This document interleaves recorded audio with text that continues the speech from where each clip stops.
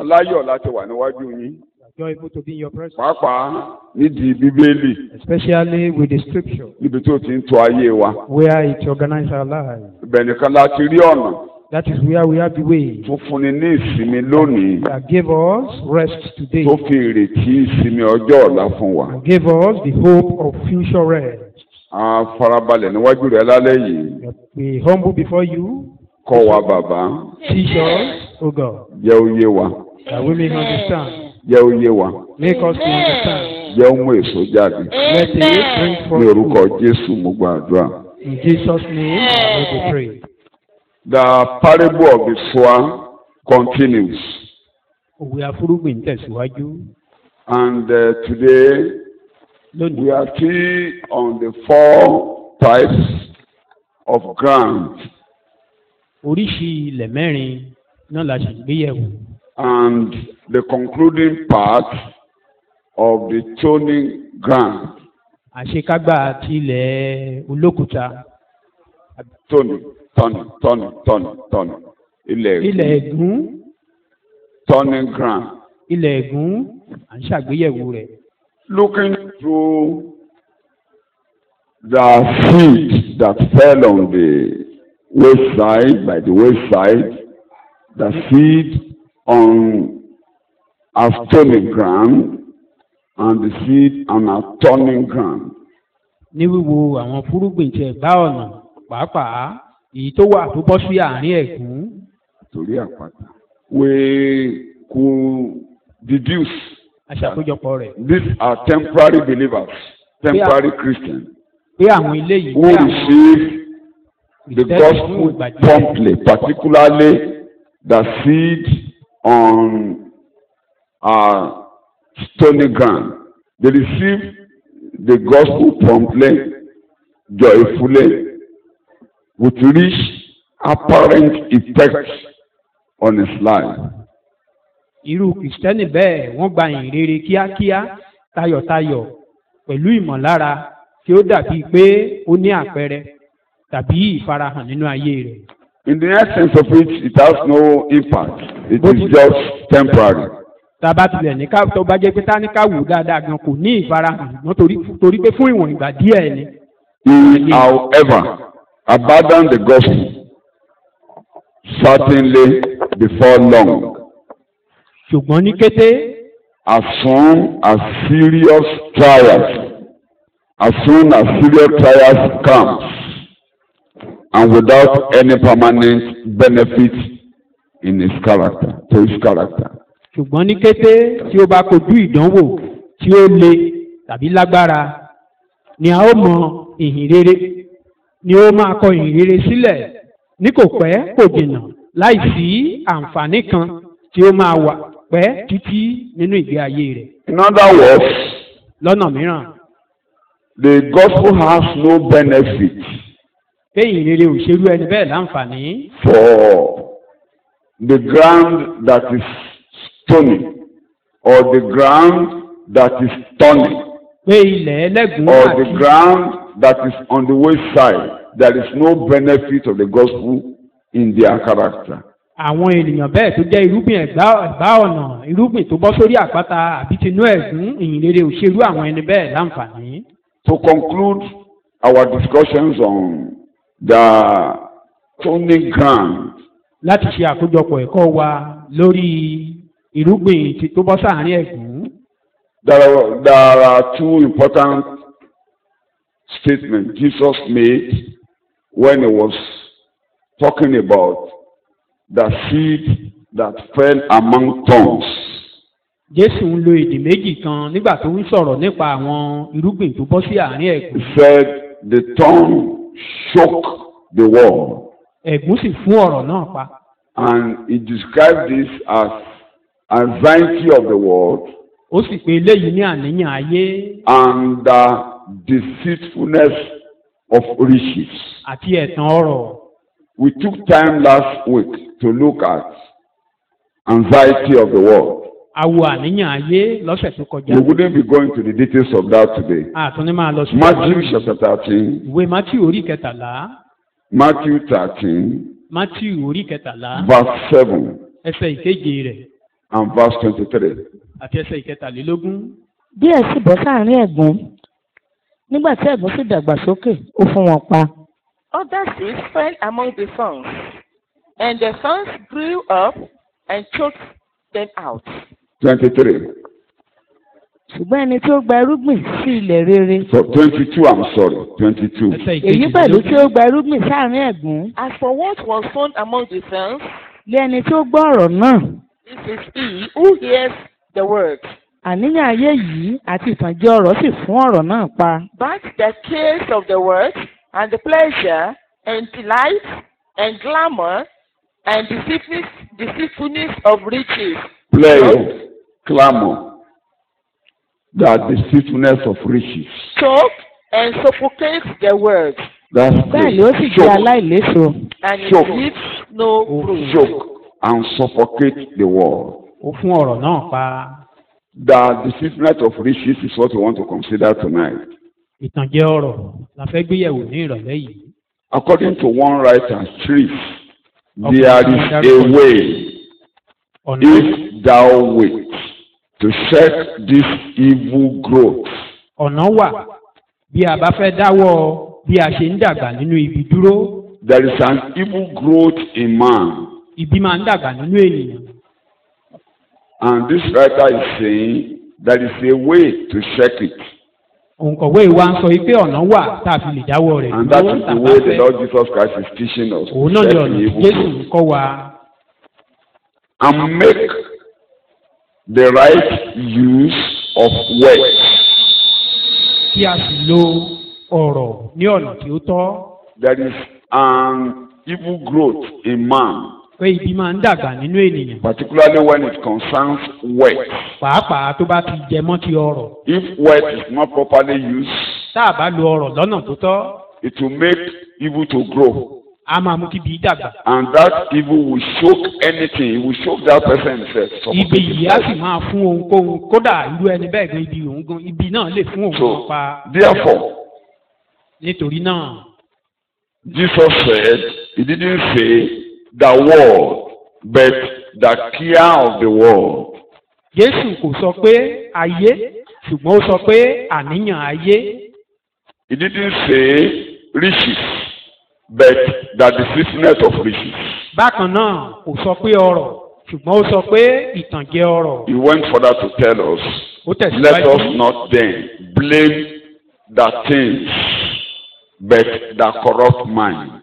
nítorí náà kì í ṣe àwọn nǹkan yẹn ní kò tọ̀nà tàbí Kò ń ṣe ayé ló ń pa máa ní, dálẹ́bi ṣùgbọ́n ọkàn tí ó dìbàjẹ́. ọrọ̀ kọ́ ló ń ba ayé ènìyàn jẹ́. It's not riches that destroy man, Ṣùgbọ́n ọkàn tó dìbàjẹ́, but the corrupt mind. ìyẹn la máa address tó ga jù tí Jésù fẹ́ ká address tó ga jù. That is the greatest thing that Jesus wants us to address. Òun ni Jésù fi pè ní ìtànjẹ ọrọ̀. That was why Jesus called him Torí ìbàjẹ́ tó ń dàgbà nínú ọkàn ọmọ ènìyàn. because of the Ohun tó corruption wá that is growing in the mind of ẹ̀dá man, ènìyàn looking for something, the nature of man, gẹ́gẹ́ bí èdè Jésù Ọlọ́run ẹlẹ́dàá fún just ara. like the language of God himself. Ọkàn ènìyàn ó kún fún ẹ̀tàn lóhun gbogbo lọ. Full of deceit, more than anything. Níbòmíì olóògùn jáì. Said, so wicked. Níbòmíì Elsewhere, ó ní kìkì èrò ọkàn ọmọ ènìyàn kìkì ibi ní the thought of man ní ojoojúmọ́. is evil continually. This writer continues to tell us Òǹkọ̀wé yìí it is tẹ̀síwájú. possible to be rich and not be deceived. Òǹkọ̀wé yìí tẹ̀síwájú pé ó ṣeé ṣe láti di ọlọ́rọ̀ kí a má sì bọ́ sínú ìtànjẹ ọrọ̀.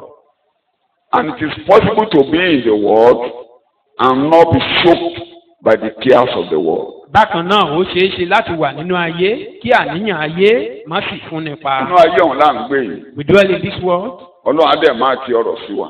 God will be pushing riches unto us. Ṣùgbọ́n báwo ni ìtànjẹ ọrọ̀ ò ṣe ní fún èso ìjọba Ọlọ́run tí a ń gbìn sínú ọkàn wa? How will the deceit of riches, The not deceitfulness of riches.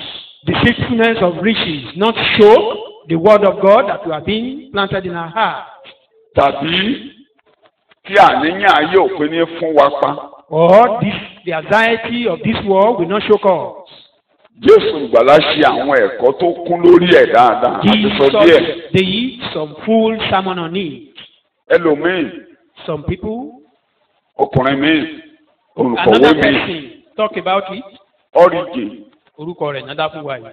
He said when we say the apostles, or particularly Paul the apostles, had anxiety of the church for all the churches, it's not that he was possessed by anxiety of the world. Pé tá a bá ń sọ̀rọ̀ nípa pé àwọn àpòstélì pé wọ́n ń ṣe àníyàn fún ìjọ pé kì í ṣe pé àníyàn ayé náà kó lékun ara wọn. Paul ló lo èdè yẹn. Paul used that Ó ní language. gbogbo àníyàn ìjọ nígbà tó ń sọ̀rọ̀ ní Kọ́ríńtì kejì. When he was talking on 2 Corinthians Orí kọkànlá ló ti ń ṣàlàyé chapter 11 pé gbogbo àníyàn ìjọ ló wà lórí òun. that the anxiety of the church were upon him. Àníyàn níbí kì í ṣe pé bóyá ó ń ṣe àníyàn ayé tàbí béjọ ṣe máa lówó béjọ ṣe máa ṣe, ìyẹn ni pé ìfẹ́ ọkàn rẹ̀ bí àwọn ọmọ Ọlọ́run ṣe máa dúró nínú òtítọ́. That is, Paul was talking about the love of other brethren, how they will stay in the truth, not the worldly anxiety. Ẹ jẹ́ ká yẹ àwọn èdè Jésù kan wò kó lè ràn wá lọ́wọ́. Let's examine some Kọ́kọ́rọ́ díẹ̀ la ní ká wò lálẹ́ yẹn ká fi nára wa létí àwọn kan tá a ti mọ̀. just to remind ourselves of what we've known. Tí àwọn ilé ìbá kalẹ̀ nínú ọkàn wa. If all these things settled in our Bí a mind, ṣe ṣàlàyé díẹ̀ nípa ayé lọ́sẹ̀ tó kọjá. as we explained just a little about the world, Àtẹ̀mẹ́ni tó wà lẹ́yìn ayé. we knew the person behind it. Àtẹ̀mọ̀ nǹkan tó wà nínú We ayé. know what is in the world. Àtẹ̀mẹ́ni tó ń darí We ayé. know the controller of this world. Tí a bá ti lè fi ayé wa lé Jésù Olùgbàlà If we lọ́wọ́. can commit our life to Tí the a gba ọ̀rọ̀ rẹ̀ láàyè. Jesus hand and we allow His Kò word, ní rọrùn fún àníyàn ayé kó gbé wa lọ. it won't be possible for the worldly anxiety to choke us. Tí eléyìí tí a fẹ́ sọ lálẹ́ bá yé wa díẹ̀. If we could understand a little of what we want to explain, Tó bá kalẹ̀ nínú ọkàn wa. if it's settled in our mind, Ó máa nira fún ọ̀rọ̀ láti tàn wá jẹ. it will be difficult for riches to deceive us. Ọkàn tó dé bàjẹ́ ló burú nínú ọmọ ènìyàn. The corrupt mind is what Ọkàn is yẹn very lọ́lọ́run bad. sì fẹ́ jèrè. And this mind is what Jesus wants to win to Ẹ jẹ́ ká himself. bẹ̀rẹ̀ báyìí. Let's start this way. Èdè Jésù Olùgbàlà. The language of Jesus Inú Lúùkù orí kẹrìndínlógún ló ti lo èdè yẹn fún wa. is in Luke chapter 16. Ẹ̀yin kò lè sin Olúwa àti You cannot serve God and mammon. nígbà tó ń sọ̀rọ̀ ẹ jẹ́ ká sáré lọ wo bẹ̀ kí n má kàn lágùn jìnnà. Ó pa ìtàn kan kékeré fún wa. He told us a story there, Ẹ jẹ́ ká sáré wo láti ẹsẹ̀ kìíní káka díẹ̀ dé sálẹ̀. verse 1. ó sì fún àwọn ọmọ ẹ̀yìn rẹ̀ pẹ̀lú pé Bẹ́ẹ̀ni, Now he was also saying to his disciples, ọkùnrin ọlọ́rọ̀ kan wà bẹ́ẹ̀ni. there was a rich man tí ó ní ìríjú kan who had a manager, òun náà ni wọ́n fi sùn pé and this manager was reported to him ó ti ń fi ohun ìní rẹ̀ ṣòfò as squandering his possessions. nígbà tí ó sì pè é And he called him ó wí fún un pé and said to him, èsì tí èmi fi ń gbé èyí sí ọ what is this I hear about you? sírò iṣẹ́ ìríjú rẹ Give an accounting of your management, nítorí ìwọ kò lè ṣe ìríjú mọ́ for you can no longer be manager. ìríjú náà sì wí nínú ara rẹ̀ pé Manager said to himself, èwo ni èmi ó ṣe what shall I do? nítorí tí olúwa mi gba iṣẹ́ ìríjú lọ́wọ́ mi Since my master is taking the management away from me, èmi kò lè wálẹ̀ I am not strong enough to do it. láti ṣagbe ojú ń tì mí I am ashamed to beg. mo mọ èyí tí èmi ó ṣe I know what I shall do, nígbà tí a bá mú mi kúrò níbi iṣẹ́ ìríjú so that when I am removed from the management, kí wọn kí ó lè gbà mí sínú ilé wọn people will welcome me into their homes. ó sì pe àwọn ajigbèsè olúwa rẹ̀ sọ́dọ̀ rẹ̀ And he summoned each one of his master's debtors. ó sì fún èkíní pé And he began saying to the first, èló ni ìwọ jẹ olúwa mi how much do you owe my master? ó sì wí pé And he said, 100 òṣùwọ̀n òróró 100 measures of oil. ó sì wí fún un pé And he said to him, mú ìwé rẹ take your bill sì jókòó nísinsìnyí and sit down quickly kí o sì kọ 50 and write 50. nígbà náà ni ó sì bi ẹnì kejì pé Then he said to another, èló ni ìwọ jẹ and how much do you owe? òun sì wí pé And he said, 100 òṣùwọ̀n àlìkámà 100 measures of wheat. ó sì wí fún un pé He said to him, mú ìwé rẹ take your bill kí o sì kọ 100 and write 80. olúwa rẹ̀ sì ní aláìṣòótọ́ ìríjú náà And his master praised the unrighteous manager, nítorí tí ó fi ọgbọ́n ṣe é. because he had acted shrewdly. Àwọn ọmọ ìmọ́lẹ̀ lọ. For the sons of this age are more shrewd in relation to their own kind than the sons of light. Èmi sì wí fún yín. Shall I say to you, Ẹ fi Mámọ́nì àìsòótọ́ yan ọ̀rẹ́ fún ara yín pé. make friends for yourself by means of the word of unrighteousness, Nígbà tí yóò bá yẹ̀, so that when it fails, kí wọn kí ó lè gbà yín sí ibùjókòó they wọn títí ayé. will receive you to the eternal dwellings. Kíkíní, He who is faithful in a very little thing ó ti lóòótọ́ ní púpọ̀ pẹ̀lú. is faithful also in much. Ẹ tó bá ṣe aláìsòótọ́ ní ohun kíkíní. And he who is unrighteous in a very little thing Ó ṣe aláìsòótọ́ ní ohun púpọ̀ pẹ̀lú. is unrighteous also in much. Bẹ́ẹ̀ni, kò bá ti jẹ́ ní àìsòótọ́. Therefore, if you have not been faithful in the use of unrighteous wealth, Ta ni yóò fi òótọ́ sùn yín? who will entrust their true riches to you? Jẹ́ olóòótọ́ ní ohun tí ń ṣe fi ẹlòmíràn. And if you have not been faithful in the use of that Ta ni which yóò is another's, ta ni yóò fún yín ní ohun tí ń ṣe ẹ̀yin tìkára who yín? will give you that which is your own? Kò sí ìránṣẹ́ kan tí ó lè sin olúwa méjì. No servant can serve two masters, Àyàṣe bí yóò kórìíra ọ̀kan yóò sì fẹ́ ìkejì. for either he will hate the one and love the other, Tàbí yóò fi ara mọ́ ọ̀kan yóò sì yan ìkejì ní ìpọ̀sí. or else he will be devoted to one and despise the other. Ẹ̀yin kò lè sin Ọlọ́run pẹ̀lú Mámónì. You cannot serve God and mammon. ẹ ṣe ibẹ̀ yẹn la ti máa mú kókó nǹkan tí ó máa ràn wá lọ́wọ́ jáde mo ṣe ní kàkà. Here we bring out the points that can help us. èdè ẹ ò lè sin olúwa àti Mámónì yìí ó tún wà nínú Mátíù orí kẹfà àti wò kọjá. You cannot serve ṣùgbọ́n God and Mammon together. ìrànlọ́wọ́ tí a lè rí gbà nínú ẹ̀kọ́ Jésù tó ń ṣe níbi òwe irúgbìn láàrin ẹ̀gún The help we can bí receive. ẹ̀tàn ọrọ̀ tàbí ẹ̀tàn owó ṣe lè mú wa inú ìtàn tí Jésù pa nílùú kórè kẹrìndínlógún láti máa mọ̀. The help we can receive from the teaching of Christ, from the seed that fell into the middle of thorns, is that we can see it in this Luke, in this place where we are reading. That is the only way it can help us. So we see it where we are reading now. The major point Christ was bringing out in this place, in that story, I will be coming to it later. Kókó tí Jésù gbìyànjú It's àti not jáde that níbí. Jesus was encouraging unfaithfulness. Kìí ṣe pé bóyá Jésù ń fi ìdí àìṣòdodo múlẹ̀. Not that Jesus was interested in that unfaithful steward was stealing money. Kìí ṣe pé bóyá ṣe nínú Jésù ń dùn sí bí ìrúdù yẹn ṣe ń jí owó. But he wants us to learn a lesson. Ṣùgbọ́n ó fẹ́ ká kẹ́kọ̀ọ́ kan níbẹ̀. And those two important lessons. Number one, Ẹ̀kọ́ méjì tó sì wà níbẹ̀ ìkíní. this steward plan for his future. Ìrúdù yìí ó ń ṣètò fún ọjọ́ ọ̀la rẹ̀. That is the greatest lesson. Ẹ̀kọ́ tó ga jù níbẹ̀ nìyí. The second lesson Ẹ̀kọ́ kejì. is be faithful in whatever we are doing. Òun ni pé ká jẹ́ olóòótọ́ nínú. That man was unfaithful in the little thing he was. Ọkùnrin yìí ó jẹ́ aláìṣòótọ́ And he nínú cannot be given his own lọ́wọ́. possession. Kò sì lè jólóòótọ́ nínú So ohun if rẹ̀. we are not faithful in the little we are doing, Tá a bá jólóòótọ́ nínú ìwọ̀nba we kékeré tá a fi lé wa can't, we lọ́wọ́. cannot be given greater things. Wọ́n ò ní fún wa ní ohun tó tóbi. Number two. Ìkejì. If you are unfaithful in the use of money, Tá a bá ti jẹ́ aláìṣòótọ́ nínú ìlò owó. we cannot be faithful anywhere. A lè jólóòótọ́ níbi If kíbi. you are unfaithful in the use of our money, Tá a bá ti jẹ́ aláìṣòótọ́ ní only ìlò an owó. indication that we are serving mammon. We Ó are serving túmọ̀ sí money. pé Mámọ́nì là ń sìn. And to be faithful with our money, with the use of money. Láti lè jólóòótọ́ nínú ìlò The owó. only principle Jesus taught us, Ìlànà kan tí Jésù ń kọ́ wa. your money, that's where I'm going to conclude this lecture. Your money must be sent to plan for your tomorrow in the kingdom of God. A gbọ́dọ̀ rán owó wa láti fi ṣètò ibi tá à ń lọ ní ìjọba Like he ọ̀run. said, Gẹ́gẹ́ bó ṣe wí. keep your treasures above. Ẹ tọ́jú àwọn ìṣúra yín sí òkè.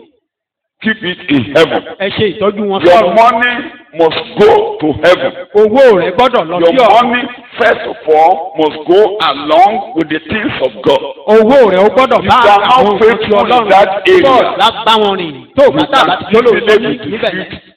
a lè money. wá That's pẹ̀lú where I'm owó going to conclude the lecture. ibi tá a máa parí ẹ̀kọ́ yìí sí But nìyí. read through the Bible. That is the greatest lesson. káàkà Jesus ojú taught bíbélì every believer. ẹ̀kọ́ tó ga jù tí Jésù kọ́ gbogbo àwọn onígbàgbọ́ nìyí. Sow your money ká gbin owó wa in the things of God. sí àwọn nǹkan ti Ọlọ́run. Sow your money ká in gbin heaven. sí ọ̀run. Like that unfaithful steward was planning for his tomorrow. gẹ́gẹ́ bí ìrújú aláìṣòótọ́ yìí ṣe ń ṣètò ọjọ́ ọ̀la tirẹ̀. He was thinking, this job will finish. They will drive me out. ó rò wípé iṣẹ́ yìí á tán lọ́jọ́ kan wọ́n á sì lé mi kúrò níbí. This world also will finish. ayé eléyìí náà á parí lọ́jọ́ kan. And you'll be driven out of this. It's a máa not kúrò true. Is it not true? àbí bẹ́ẹ̀ kọ́. Is it not true? All the things you are amassed there, you'll be taken out of it. gbogbo ohun tá a kó jọ sí la máa á kúrò Kò sí ilé tó kọ́, wọ́n á gbé ọ jáde. no matter the type of house you build you be moved. Ìjàkadì kékeré kan wà níṣẹ́ tá a fẹ́ sí àbúrò bàbá mi. there is a little struggle when I wanted to bury my. Àwọn ọmọ mi tí mo rán lọ kán lọ ṣe, èmi ti júwèé ibi tí wọ́n máa sin mọ̀mọ́ sí. Mo ti sọ fún mọ̀mọ́ gan kó tó kú. I told the woman before he died Pé my ibi báyìí children mo that máa were ní tí mo máa ṣe ọ́ sí saying to bury ìlú. her. I told her that this is the Àwọn place ọmọ to mi bury tó wà níbi tí mo wá rán lọ. the people I sent from here. Àwọn ọmọ bíbí mọ̀mọ́ wá dé. The children of that woman now Wọ́n á ní came, kán sí mọ̀mọ́ ṣẹ́gbà sọ̀rọ̀. and they said they should bury him just outside the house. Àwọn ọmọ tí mo rán lọ níbí yarí. And the people I sent from here refused. Èyí tó jókòó nínú àwọn ọmọ bíbí mọ̀mọ́. The son of that woman, Ìyẹn ní nǹkan tí dájú bá ti sọ náà máa ṣe. he said whatever the man of God said, they should follow. Ó ní wọ́n lè sí sínú yàrá kan. He said they can even bury there in Ó the ní kò room. sófin tó lòdì sí. He said there is no Ó lóun ló law kọ́lé rẹ̀. that is against that. Kì í ṣe òun ló kọ́lé rẹ̀. He built a house. Ó lóun ló kọ́lé rẹ̀. He built Ó ní kò sí kẹ́tọ́ ìjẹ́ kí ń gbé yàrá ẹ̀ pẹ́ sí sínú yàrá that ẹ̀. they can even dig the room and buried her there. Tó bá àwọn ọmọ yẹn ṣe yarí nìyẹn pé àǹtí ẹ lọ jókòó. Ibi tí dáàdì ni wọ́n máa sí mọ̀mọ́ sí rèé. They eventually follow the. Ṣé ìjẹ́ mọ̀mọ́ mọ̀ nǹkan kan mọ̀? The woman know anything Wọ́n again? ti sí gbàṣọ̀rọ̀ tí ó mọ̀ nǹkan kan Buried mọ̀. her outside. Tí ò bá jẹ́ pé ìwà ẹ̀ ṣe wà láyé, gbàṣọ̀rọ̀ náà máa sí. If not that we are still Kódà wọ́n here, lè má sí bẹ́ẹ̀. they would have buried her Àwọn tó ń outside. jà yẹn, wọ́n ti ń smell the rat. Those who are fighting, they've been smelling Àwọn rat. ọmọ mi tó ń jà pé kán sí sí kí wọ́n lè pé tí dáàdì bá fọwọ́ tí wọ́n á sí sí yàrá wọ́n ti ń smell pé bóyá ṣe ni àwọn ọmọ ìfẹ́ ta lé kíákíá o. They've been perceiving that these children, they want to sell the house. Ogun ti jà kí tó débẹ̀ ogun ti jà gan. There are some battles. Ìfọ́máàtì kan ti wà ní kínní àwọn ti ṣèpàdé pẹ̀lú tẹ́nàtì náà ti sọ pé tán bá ti máa gbẹ́bí òun ò lè bókun gbélé. Èyí ọmọ The tenant was saying if they jẹ́jẹ́ get ìpinnu her ti tó dé here, ó she ní will move out tètè of the kẹ́rù ẹ̀ house. kó máa lọ. And one of them said, you better pack Ẹni out tó now. kọ́lé rèé. This is the owner of the house. Kẹ́rù ẹ̀ páàkì kíákíá. Pack out Gbogbo ẹni gbóná immediately. nígbà tí mo ẹ̀ṣẹ̀ dé ni mo ẹ̀ṣẹ̀ wá bomi tútù díẹ̀ sí. When I got there, I now settled Mo ẹ̀ṣẹ̀ it. fa ọmọbìnrin yẹn mọ́ra pé ìwọ gan la máa bá bomi sí orí olórí. I now Títí told him àbẹ̀wá rẹ̀. that you are the one that will working this very ground. Kí ni mò ń mú jáde ń bẹ̀ ni What am I trying to do? ẹjọ́ ṣé àti gbé jáde nínú ilé rẹ̀ báyìí. Is the woman ìwọ not náà brought kọ́ out a ò of ní her gbé ọ house? jáde. Won't they bring you out one day? Your car which is the only car in town tó jẹ́ pé irú ẹ̀ nìkan wọ́n ní. Mọ́tò rẹ tó jẹ́ ìkan nílùú. Wọ́n ò lè fi gbé òkú ẹ. They can't use it to carry your Torí wọn ò car ní fún àwọn ọmọ ò ní fẹ́ kó bàjẹ́. because your children they won't want you to Wọ́n ò tẹ̀lé fall. sí ọ̀sìn yàrá wà abalẹ̀ wọn jẹ́. They will not bury you even in the room. Ajé ìgboro náà máa fi gbé ọ. They will just carry you with Wọ́n náà máa fi gbé ọ. Ambulance ni. Pọ́npọ́npọ́npọ́npọ́npọ́npọ́npọ́n. Wọn ò lè fi limousine rẹ gbé ọ. They can't use that your limousine. Kò sí irú ọkọ̀ tó rà tán máa fi gbé ọ. They can't use any of your car. Gbogbo aṣọ tó o kójọ sílé ò ní wọ̀ fún ọ. At home, they won't A ṣẹ̀ṣẹ̀ máa mú give you owó. any of them. Àlọ́ raṣọ white You lọ́jà. buy just another white cloth. Àwọn ọmọ òun gan ò ní these days àtijọ́ làwọn aráalé ti ń wẹ òkú. It is only days that Oh, the what family don't you members need will someone? watch it because Àwọn mọ́ṣúárì ló máa wẹ ẹ́. the mortuary workers will do that. Láwo mo ló máa wẹ̀ ọ́? Àwọn ló máa wẹ̀ ọ́ kò sẹ́ni tó wẹ̀ ọ́ mọ́. They are the ones that will do that. àwọn àdírẹ́sì ẹ àwọn ló máa wọṣọ fún ọ. Put clothes on wọ́n á dẹ̀ you páàkì ẹ sínú and pọtumọ́tò. you pack that person in the coffin. àbí wọ́n á páàkì ẹ sínú pọtumọ́tò. wọ́n lè ra pọtumọ́tò rú eléyìí tí bàbá wa kan nílé ṣàlátijọ́ olówó dáadáa ni gbà tí ọ̀rẹ́ ẹ̀ kú. In this relation, those days when one of his ọ̀rẹ́ ẹ̀ friends dáadáa ni ọ̀rẹ́ very yìí náà bosom ní friend. ṣéǹjì díẹ̀ lọ́wọ́. and they were both rich, wọ́n á fẹ́ sìnkú ẹ̀. they wanted to bury that man. àwọn ọmọ wa rí And àwọn the ọmọ bá fẹ́ ra children ogún sí wa. wanted to buy ó ní kí a ló ṣe copy. yín. And he said, what is your problem? ó lẹ́ẹ̀mọ́ nǹkan tó ń fi ṣe Ọdẹ́yẹmí ni. Don't you know what ọdẹ they àbùkàn use tí ó wà ní orí to títì yẹn. bury powder? Diamond coffee. They buried him with Kí ni mo diamond pè? coffee. kí ni mo náà fi ṣe coffee yẹn. inú ilẹ̀ ibi tán títí tó lè ò bá ìjì gbé ibẹ̀ ló máa wà bá a ṣe wà ní. He did not, kò sí nǹkan tó máa fọwọ́ the kàn. thief haven't touched it, it will still be there. ó ní mi ò ní dárúkọ ẹni yẹn. I will not mention the ó name ní of that person. Ọdẹ́yẹmí greater than this your father. Ó ń béèrè pé ṣé Ó ní ẹni tó àdúrà dárúkọ yìí wá tó kẹ́tì tó diamond tóbi coffee. ju bàbá yín lọ ni pé káwọn náà kan lọ wá kó sí tán fi diamond ṣe. bàbá yẹn ní owó. The owó father rẹ̀ was wọ́n tẹ̀lé pé rich. tí mo ṣe ń sọ̀rọ̀ yìí. They are still sharing the money as I'm talking. mo ṣe lọ ra diamond coffee nìyí. And they went to buy that. ṣé bàbá mọ nǹkan kan nípa rẹ̀ ni? Did the man know anything about ṣé ó that? mọ nǹkan kan nípa diamond coffee Did ni? he know about their coffee? gbogbo ẹgbẹẹgbẹ tán ń pín lónìí ṣé All bàbá the ló bá wọn thousands pín they were lónìí. sharing today, did he know anything about that? mo kàn láti bàbá yẹn ní tiẹ̀ torí ó tó àwọn ọmọ ẹ̀. I love the man. He tó àwọn ọmọ trained ẹ̀, ó tọ́ wọn dáadáa. his children. fún àwọn ọmọ òtí ẹ̀ wojú owó They yẹn. don't even bother about mo the ní wọn ò money. ṣe.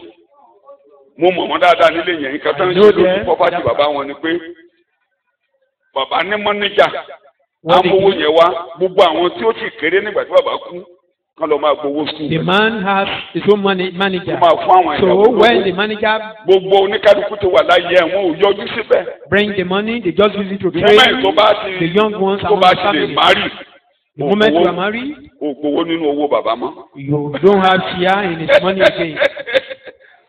tó bá ti lè márì Once you marry, ìbájọkùnrin ìbájọbìnrin tó mọ̀ ní ọ̀gbéyàwó ẹ̀tọ́ tiẹ̀ ti tán nínú owó yẹn. you've taken your owó own wà share fún àwọn of the tó money. sì kéré tó Then kéré the kan. money is for the rest, those who are still young. kí là ń wí What are we saying? Jésù olùgbàlà ló ṣẹ̀kọ́. Jesus taught ẹ us, ṣètò fọjọ́ ọ̀la pẹ̀lú owó orí. prepare for your future. tí ẹ bá ṣe owó àtàyìn jẹ o. The money will deceive you. bẹ́ẹ̀ mo máa parí ẹ̀kọ́ yìí. That is where we end this. kókó ẹ̀dá ọdẹ bẹ̀rẹ̀ kẹ́tùkà dáadáa ẹ̀tùkà ẹ̀dẹ́lẹ̀ kẹ́tùkà. Read it when tí you get ẹ to bá it. kà dáadáa If you don't ẹ máa read rò it, pé ṣe ni Jésù sọ pé ká máa lu jìbìtì. You'll be thinking that Jesus is Jésù ò ní teaching ká lu us jìbìtì. to dupe people. He didn't mo say ní that. Jésù ò sọ. Jesus didn't teach us. èé o LGBT. ó kọ́kọ́ ṣẹ̀kọ́ ó parí ẹ̀kọ́ yẹn pé After ẹ jẹ́ olóòótọ́ he said, you nínú should kékeré ní in ìyájọ́ a kọ́kọ́ little pé thing. ọkùnrin yìí That's wọ́n fi so mọ́níjà yìí this man aláìṣòótọ́ ni nínú kékeré tó ń fi lé faithful lọ́wọ́. in a little thing handed over to him. ìkejì Secondly, ọmọkùnrin yìí plan this man fọjọ́ ọ̀la plan ahead for his future. ó plan fọjọ́ ọ̀la Plan for his future. ó ń ronú He ibi was tó wọ́n á dé sí thinking nígbà tí of gbogbo rẹ̀ bá tán. where he will iṣẹ́ ìyàbọ̀ be Bá ti when bọ́, kí ló the kù work kó máa eventually bá? finish. ibi yìí máa tán This ibi ló place máa bá will nílé end. What will I meet at home? máa ronú ìyẹn o Think about kí that. ló máa bá ilé àtàn o What will I ó meet máa at tán wọn á bá home? ké This jáde one o will finish and we pack you out of this. mo máa ń sọ lójoojúmọ́ mo tún sọ I do say Kò it sẹ́ni tó daily, máa lo and eléyìí o. finish. Nobody will use what you are putting on now. mo ní wọn ò sí níṣe mo ti sọ wọn tiẹ̀ ti fi fún mi tipẹ́ gbàdé sọ pé táì nìkan ló ṣe é mú nínú ilé mi. Since I was told that it's only my tie that is useful for that. Arákùnrin tó máa bá mi fọṣọ ó bá mi káṣọ wá láàárọ̀ Sunday My watchman mo wá fún láṣọ kan Correct me now. mo ti lo aṣọ yẹn lẹ́ẹ̀kan white ni mo wá ní brought kó some of fọ my clothes this morning mo and ní kó I gave lọ him mo another fọ ó one. wá ní stain wà lára ẹ̀ ó wá tún fọ ó wá lo ọ̀sẹ̀ méjì lọ́dọ̀ ẹ̀ kó tó kó dé. The clothes now used One. 2 weeks with him. àwé èwo ló le tó bẹ́ẹ̀. And I said, what are you mo doing with lẹ́ẹ̀mọ̀ this fáṣọ tuntun rèé for over 2 weeks? Don't Mo you ní know ẹ̀mọ̀ it's wà a mí new o. cloth? You don't know my mo ní character. ẹ̀mọ̀ wá mi o You don't know me. mo ní tán ń bá tiẹ̀ mo ní tẹ́lẹ̀tẹ́lẹ̀ kí n tó dàgbà tó báyìí Before I'm mo ní so that's this. tí aṣọ ò bá yìí tó tún bá ti fi fún télọ̀ télọ̀ tó bá mi rán sọ nígbà yẹn wà ń bí báyìí ṣọ́ọ̀bù ẹ̀ ni mo ti máa ká aṣọ ilé tí mo wọ̀ yẹn sínú ọ̀rá The one I put on to that shop, I bá will ti put it tẹ́sí ẹ̀ ní in the ṣọ́ọ̀bù bag. tó bá ti dúró Once I test it, and I eléyìí tí mo will wọ̀ put wá it on yẹn right wọ̀ from náà ọ̀rá there. nìyẹn ń relé mo ní títí kan bàtà mo lẹ́yìn ọ̀kan ni mò ń lò Even mo ti ní bàtà méjì báyìí mi ò kì í ṣe yọkan My shoe, I have mo more ti ní than jẹ two yọkan báyìí now. gbà But yẹn then, fún mi báyìí fún my kan shoe, sáńdà kan one shoe, sípàsì kan one sandal, leather one slippers slipper. kan That is leather slipper. sáńdà kan ṣú kan tí ṣú yẹn bá ti di pé ó ń gbó lọ Once the shoe ayé bàtà àti lẹ́nàsì ni nígbà tí dé bàtà tí mi ò rélé tí mo fẹ́ get into ìgbà butter, tí mo délẹ̀ màá If I fojú didn't get nífẹ̀ẹ́ mine, lẹ́nàsì wà nífẹ̀ẹ́ there bá is dẹ̀ tí learners nífẹ̀ẹ́ there bá are ti lè different. rí sáìsì mi tí mo tẹ́sì If I could get my ilé size tí mo here, pọ̀ lọ the yẹn one I put kò on wálé mọ́ to the place will Mo not ní kó go ṣe. home with me. mo ti kó sẹ́sẹ̀ mò ń lọ nù. I put it on. That is new èmi ló one. máa lò kò sẹ́ni tó fẹ́ àbísà ló fẹ́ lò. I'm the one that will use it. so ìwọ ló ní ló ń bí. It belongs to you. Use wọ́n máa it. ronú ọ̀la o. But always think of o tomorrow. lè lo gbogbo ẹ̀ tán o. You can't use all. àwọn aṣọ kan wà nínú ilé ní ọdún There márùn-ún are tí ẹ ṣe kẹ́ ẹ máa wọ̀ clothes tí ẹ in fi you, kú. in your Mo ti house. sọ̀lọ́sẹ̀ tó You may kọjá not use it tètè fi wọ́n for tọrẹ. 3, 4, 5 years. You better fáwọn cash tó them máa out. Give them out to those who will use it. plan for your tomorrow with your money. Ká ṣètò. ìgbà yẹn ló wò ní ìtàn yìí jẹ ó wá aṣọ kì í jẹ́ kọ̀rọ̀ dàgbà ó máa It will ṣó not kí á allow the word to grow suffocate in you. It will shock you or suffocate you. your spirit your soul your Ẹ̀mí wa spirit àti will ọkàn be wa. choked. Á fún ẹ̀mí àti ọkàn pa. kí n yá èdè pásítọ̀ olúbùnmi lò. Let me borrow the language of. it will buy your soul. Bí it will buy your soul. ara ẹ̀mí wa pẹ̀lú. it will buy your soul. Ara ẹ̀mí wa. òun ló ṣe lo èdè yẹn pé. That was why he used. ẹ àwa ti pé kẹ ẹ rò pé ẹ forí balẹ̀ fún before you know ìṣòwò lẹ́ ń You sìn. will think you are not worshiping him, because but before you nínú know ayé it, níbí it will be manifested. ẹ̀mí mò ń bọ̀ bẹ́ẹ̀ ẹ̀mí kan máa sọ fún ẹ pé gbogbo ló gbọ́dọ̀ ní o lè The ló spirit will gbogbo. be telling you that you Mo must sọ lọ́jọ́ have Sunday all tó kọjá. things. You can't have What all next? things. Said it last What week next? on Sunday. what next. Pé èwo ló tún tẹ̀lé, èwo ló tún kù. ọkùnrin ọlọ́rọ̀ That orí kejìlá ń sọ níbi rich ìṣèjì man gbàgbà of Luke what chapter next. 12. Pé kí ló bẹ́ẹ̀ tún ṣe kù? wà yìí what next what next. Kí ẹ ló ò tún lè kù? bá ayé. Ṣe you can't overtake this world. mo tún mọ ilé tí wọ́n ṣe tún bá ti Know ṣe what lé to do. Let máa me sí next. mi If bá I ti do ṣe this, I will rest a lé máa sí bit. mi Then I do this. ẹ ti sí mi. Have you rest? gbàtẹ́ ẹ ti kọ́lé tún bá ti kọ́lé nígbàtẹ́ ẹ ti kọ́lé tán ẹ ti sinmi nínú ilé ọ̀hún. If I build my house, I will Ẹ rest. dá mi Now you lóhùn. build your house. Are you resting? bí ẹ̀kọ́ tó bẹ́ẹ̀ tàràsó rẹ̀ ká ẹ ṣe gbogbo nǹkan tó Even ná you beautify the house, nǹkan mọ́ gànákẹ́. The advancing. tó bá yá tó bàjẹ́ ọ pé kò wó bì í. Later, it may come upon you that you pull some parts títí down. ẹ fi kó ó tẹ̀ tún lè sún ọkọ mi ló You fẹ́ may kọ́. even be tired of that and move out of it. ó máa tó o bá ṣọ́ra á ṣòkì ẹ. If you are not careful, bẹ́ẹ̀ kíní kan iṣẹ́ ìlú ìgbésí Jésù fẹ́ ká ṣe yìí bẹ́ẹ̀ mo máa what parí ẹ̀ Jesus wants us to do, tó fẹ́ ká ṣe yìí what you tẹ́ ẹ want bá us ti to ṣe do. Once you do it, ara á tù yín wá ọkàn you yín á will be balẹ̀. comforted and ìkejì satisfied. ò ní tọrọ. You will not beg. kódà àwọn èèyàn máa rò pé olówó ni ọ. People will be thinking you are rich. kódà before you know tí wọ́n gan ti di olówó bẹ̀tẹ̀ ò ní mọ̀. Before you Oh, know Nemo. it, you are rich. You Because- won't know. jùlẹ̀ Just Jùlẹ̀. release it. jùlẹ̀ Release it. jùlẹ̀ Release it. inú ọkàn ló wọ́n ń gbé o jùlẹ̀ Nothing dwell in our heart. yọ lọ́kàn ẹ Remove tó o them bá from na your heart. jáde If ó you máa don't- fò má yà ẹ If you don't release ó máa it, ṣókì it will cleave kò to sí your bó ṣe heart. jẹ́ ẹ̀nẹ̀mí tó èyí tó Eventually kò choke ṣókì. you. ibẹ̀ la máa parí ẹ̀ síbẹ̀ ó bẹ́tà tí mo bá ráyè débẹ̀ ẹ ti gbọ́ ọkàn If I'm mi. unable to get there, you had that. Mámónì Késárì ṣe ń gbọ́ ọ̀rọ̀ Mámónì Késárì jẹ́ ohun tó pa mí lẹ́rìí arákùnrin tó láwọn principalities kan wà ní gúrúùpù wọn jọ sí. The elder that Olú said pa mí there are lẹ́rìí o. principalities in their group there tó láwọn principalities onídàájọ́ láwọn principalities kan wà ní gúrúùpù wọn. said there are orí some principalities nínú strong church. people in their group. Demonic principalities which controls money. Àwọn alágbára anú ẹ̀mí, àwọn alágbára ẹ̀mí èṣù tó wà lẹ́yìn owó, òun ló ń jẹ́ Késárì àti That Mámónì. control money, that backing the money, they are the Mammon and Caesar. Késárì, Caesar Mámónì, and Mammon, ẹ̀mí ni wọ́n o. they are spirits. Inú Kólósè ni àti níjẹ́ ní Paul ti pè wá pé ojú kòkòrò tí ń ṣe ìbọ̀rìṣà Call us on ojú kòkòrò Kólósè covetousness that is orí kẹta ẹsẹ̀ ìkànnì sí ìkẹfà Kólósè Colossians chapter 3 orí kẹta ẹsẹ̀ ìkarùn verse 5. sí ìkẹfà. nítorí náà Yes. ẹ máa pa ẹ̀yà ara yín tí ń bẹ lé ayé run àgbèrè ìwà èérí ìfẹ́kùfẹ́ ìfẹ́ búburú àti ojú kòkòrò tí í ṣe ìbọ̀rìṣà. Ojú kòkòrò tí ń ṣe kíni. bọ̀rìṣà. So, Bẹ́ẹ̀ jẹ́ ká mọ̀ pé Idol. òrìṣà tá ń bọ ní ojú kòkòrò. Ẹni tó dẹ̀ wà lẹ́yìn rẹ̀ máa mú ní. Righteousness is Yes, you are reading. idol that people worship. so kill, deaden, deprive of power, the evil desire lurking, Ẹ gba agbára lọ́wọ́ wọn orí bíbélì yẹn ṣe lọ. Kí deaden, jẹ́dì sọ́dọ̀kú deprive of power, gba agbára lọ́wọ́ wọn. the evil desire, Ẹ̀mí búburú tó ń fẹ́ kó nǹkan jọ gba agbára lọ́wọ́ ẹ̀ parun pákú.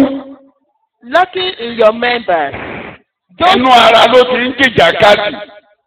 Those animal impulses Ẹ̀dá ẹranko ni and all that is ẹ̀dá ẹranko earthly, tó ń kìnìyàn bíi wèrè máa kà á. and all that is earthly in you, that is employed in sin, sexual vice, impurity, sensual appetites, unholy desires, and all greed and covetousness. For that is idolatry, the defining of self and other created. Ó ti tó greed, covetousness, which is idolatry. Wọ̀bìà ojú kòkòrò tí í ṣe ìbọ̀rìṣà.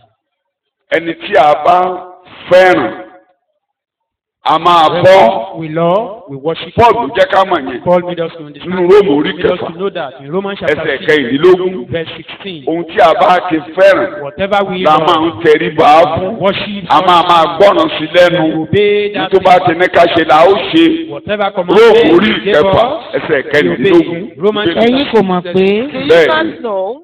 ẹni tí ẹ̀yin bá jọ̀wọ́ ara yín lọ́wọ́ fún bí Ẹ̀yin. ẹrú If you continually surrender yourself to anyone to do his will, Yes. láti máa gbọ́ tirẹ̀ Ẹ̀hẹ́n. ẹrú ẹni tí ẹ̀yin bá ń gbọ́ tirẹ̀ lé ẹ̀yin ń ṣe. Ọlọ́run wa ni tó bá ti ń gbọ́ràn sí lẹ́nu. Ọlọ́run ni. obey God. you are the When you slaves obey of that him. thing, it becomes your God. Eyo, You are the slaves of him whom you obey. that slave. Ẹrú ẹni tí à ń gbọ́ràn sí lẹ́nu. So, ẹrú dẹ̀ máa ń forí balẹ̀ folúwa rẹ̀ ni. Slave, always obey his Tó bá ti master. jẹ́ owó ló ń dictate nǹkan tó máa ṣe. If money dictates Ìyẹn your lẹ́sìn action, gbúdọ̀ farabalẹ̀ ṣẹ́ mọ̀. Mo máa ń sọ́nù ẹ̀kọ́ dàbí àwàdà. we must be patient. Nísìnyí tó bá ti dọ́wọ́ ẹ̀ báyìí. Once, if you Ṣé get mo money máa ń sọ now, pé owó lè yà wá ní wèrè? I Mo ní màá ní mean, tó bá money gbé can one make you to be tó bá gbé insane. 100,000 pẹ̀lú mi nínú ṣọ́ọ̀ṣì. Giving Ó lè 100,000 mọ̀ gbẹ kọ̀ mọ́. some people here Kẹ́ni now yẹn ṣọ́ra ẹ̀. don't listen. Let such people be Tó careful. bá dọ́wọ́ ẹ̀. If you get money, Ìṣòwò ló máa sọ pé money should not be. báyìí ni ìkan báyìí ni kò rà It ìkan báyìí ni shouldn't kò be rà dictating rárá. for you. Má jẹ́ kówó darí ẹ̀ tó bá ti ń darí ẹ̀ ọlọ́run Allow ẹ̀ ni. money to control your Owó life. dúró. Once it's Tó wà. that, it's your God. Ẹ̀kọ́ tí a ṣe fi bẹ̀rẹ̀ ìgbàgbọ́ lọ́mọdé láti bẹ̀rẹ̀ ìgbàgbọ́ lọ́mọdé ó dẹ̀ ràn wá lọ́wọ́. When we started in faith, Torí owó kékeré tá a kọ́kọ́ níbi ọmọdé the little máa ní money pé ká ṣiṣẹ́ we kan get sálárì there, fún we wọn. got there. Wọ́n bá ti gbowó fún wa báyìí wọ́n bá ti gba sálárì We gbà were yẹn wọ́n given ní our ṣe báńkì salary. àgbà àkọ́kọ́ gbé sílẹ̀ àgbàdúrà lé lórí We first pray ṣé ẹ rántí the money. àbí ẹ kọ́kọ́ fi àdúrà lérí owó yẹn rà First pray kó o tó yọ nǹkan for the kan money bẹ́ẹ̀ before you take anything out of it. àgbàdúrà lé lórí Pray on it. nígbà bá dẹ̀ ti gbàdúrà lé lórí After that, kí a tó ṣe nǹkan kan lábẹ́ before ọ̀run do anything, àkọ́kọ́ yọ tọ́lọ́run kò mẹ́ remove that of God out of it. and the minimum of owó tá a kọ́kọ́ máa yọ sẹ́yìn yẹn the minimum is a 10 Ìdá mẹ́wàá ló kéré jù tá a àkọ́kọ́ nílò yọ bẹ́ẹ̀. ọlọ́run ló lélẹ̀ This is for God. gbàyànlá ẹsẹ̀ wàá jókòó Then olúwa God, tó ń ṣe pé àní needs tó pọ̀ ń it's lé not as if we don't have wọ́n fi need. kọ́ wa nínú ìgbàgbọ́ ni We kò ṣe were pé taught.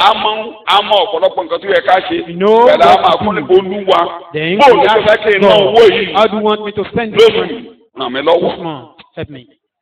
tí ẹ nìyẹn ìyókù jẹ́ kí n ná dáadáa. Help me to spend it Ó kó wisely gbogbo orúkọ ńlá rẹ̀. and to glorify your Bí name. la ṣe bẹ̀rẹ̀ sí Then afẹ́ ra ṣẹ́ẹ̀tì. Ìyẹn ni ò jẹ́ ká gbogbo ìgbà yẹn.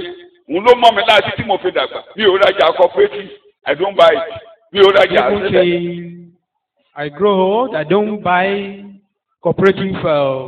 Ìgbà tí mo fẹ́ rú òfin yẹn Ọlọ́run kọ́ mi lẹ́kọ̀ọ́ mo ti sọ lójú The yín. day I wanted to Owó break yẹn that law, àfi tí gè tí Bọ́lá Ìgè bá máa sanwó yẹn lọ́la.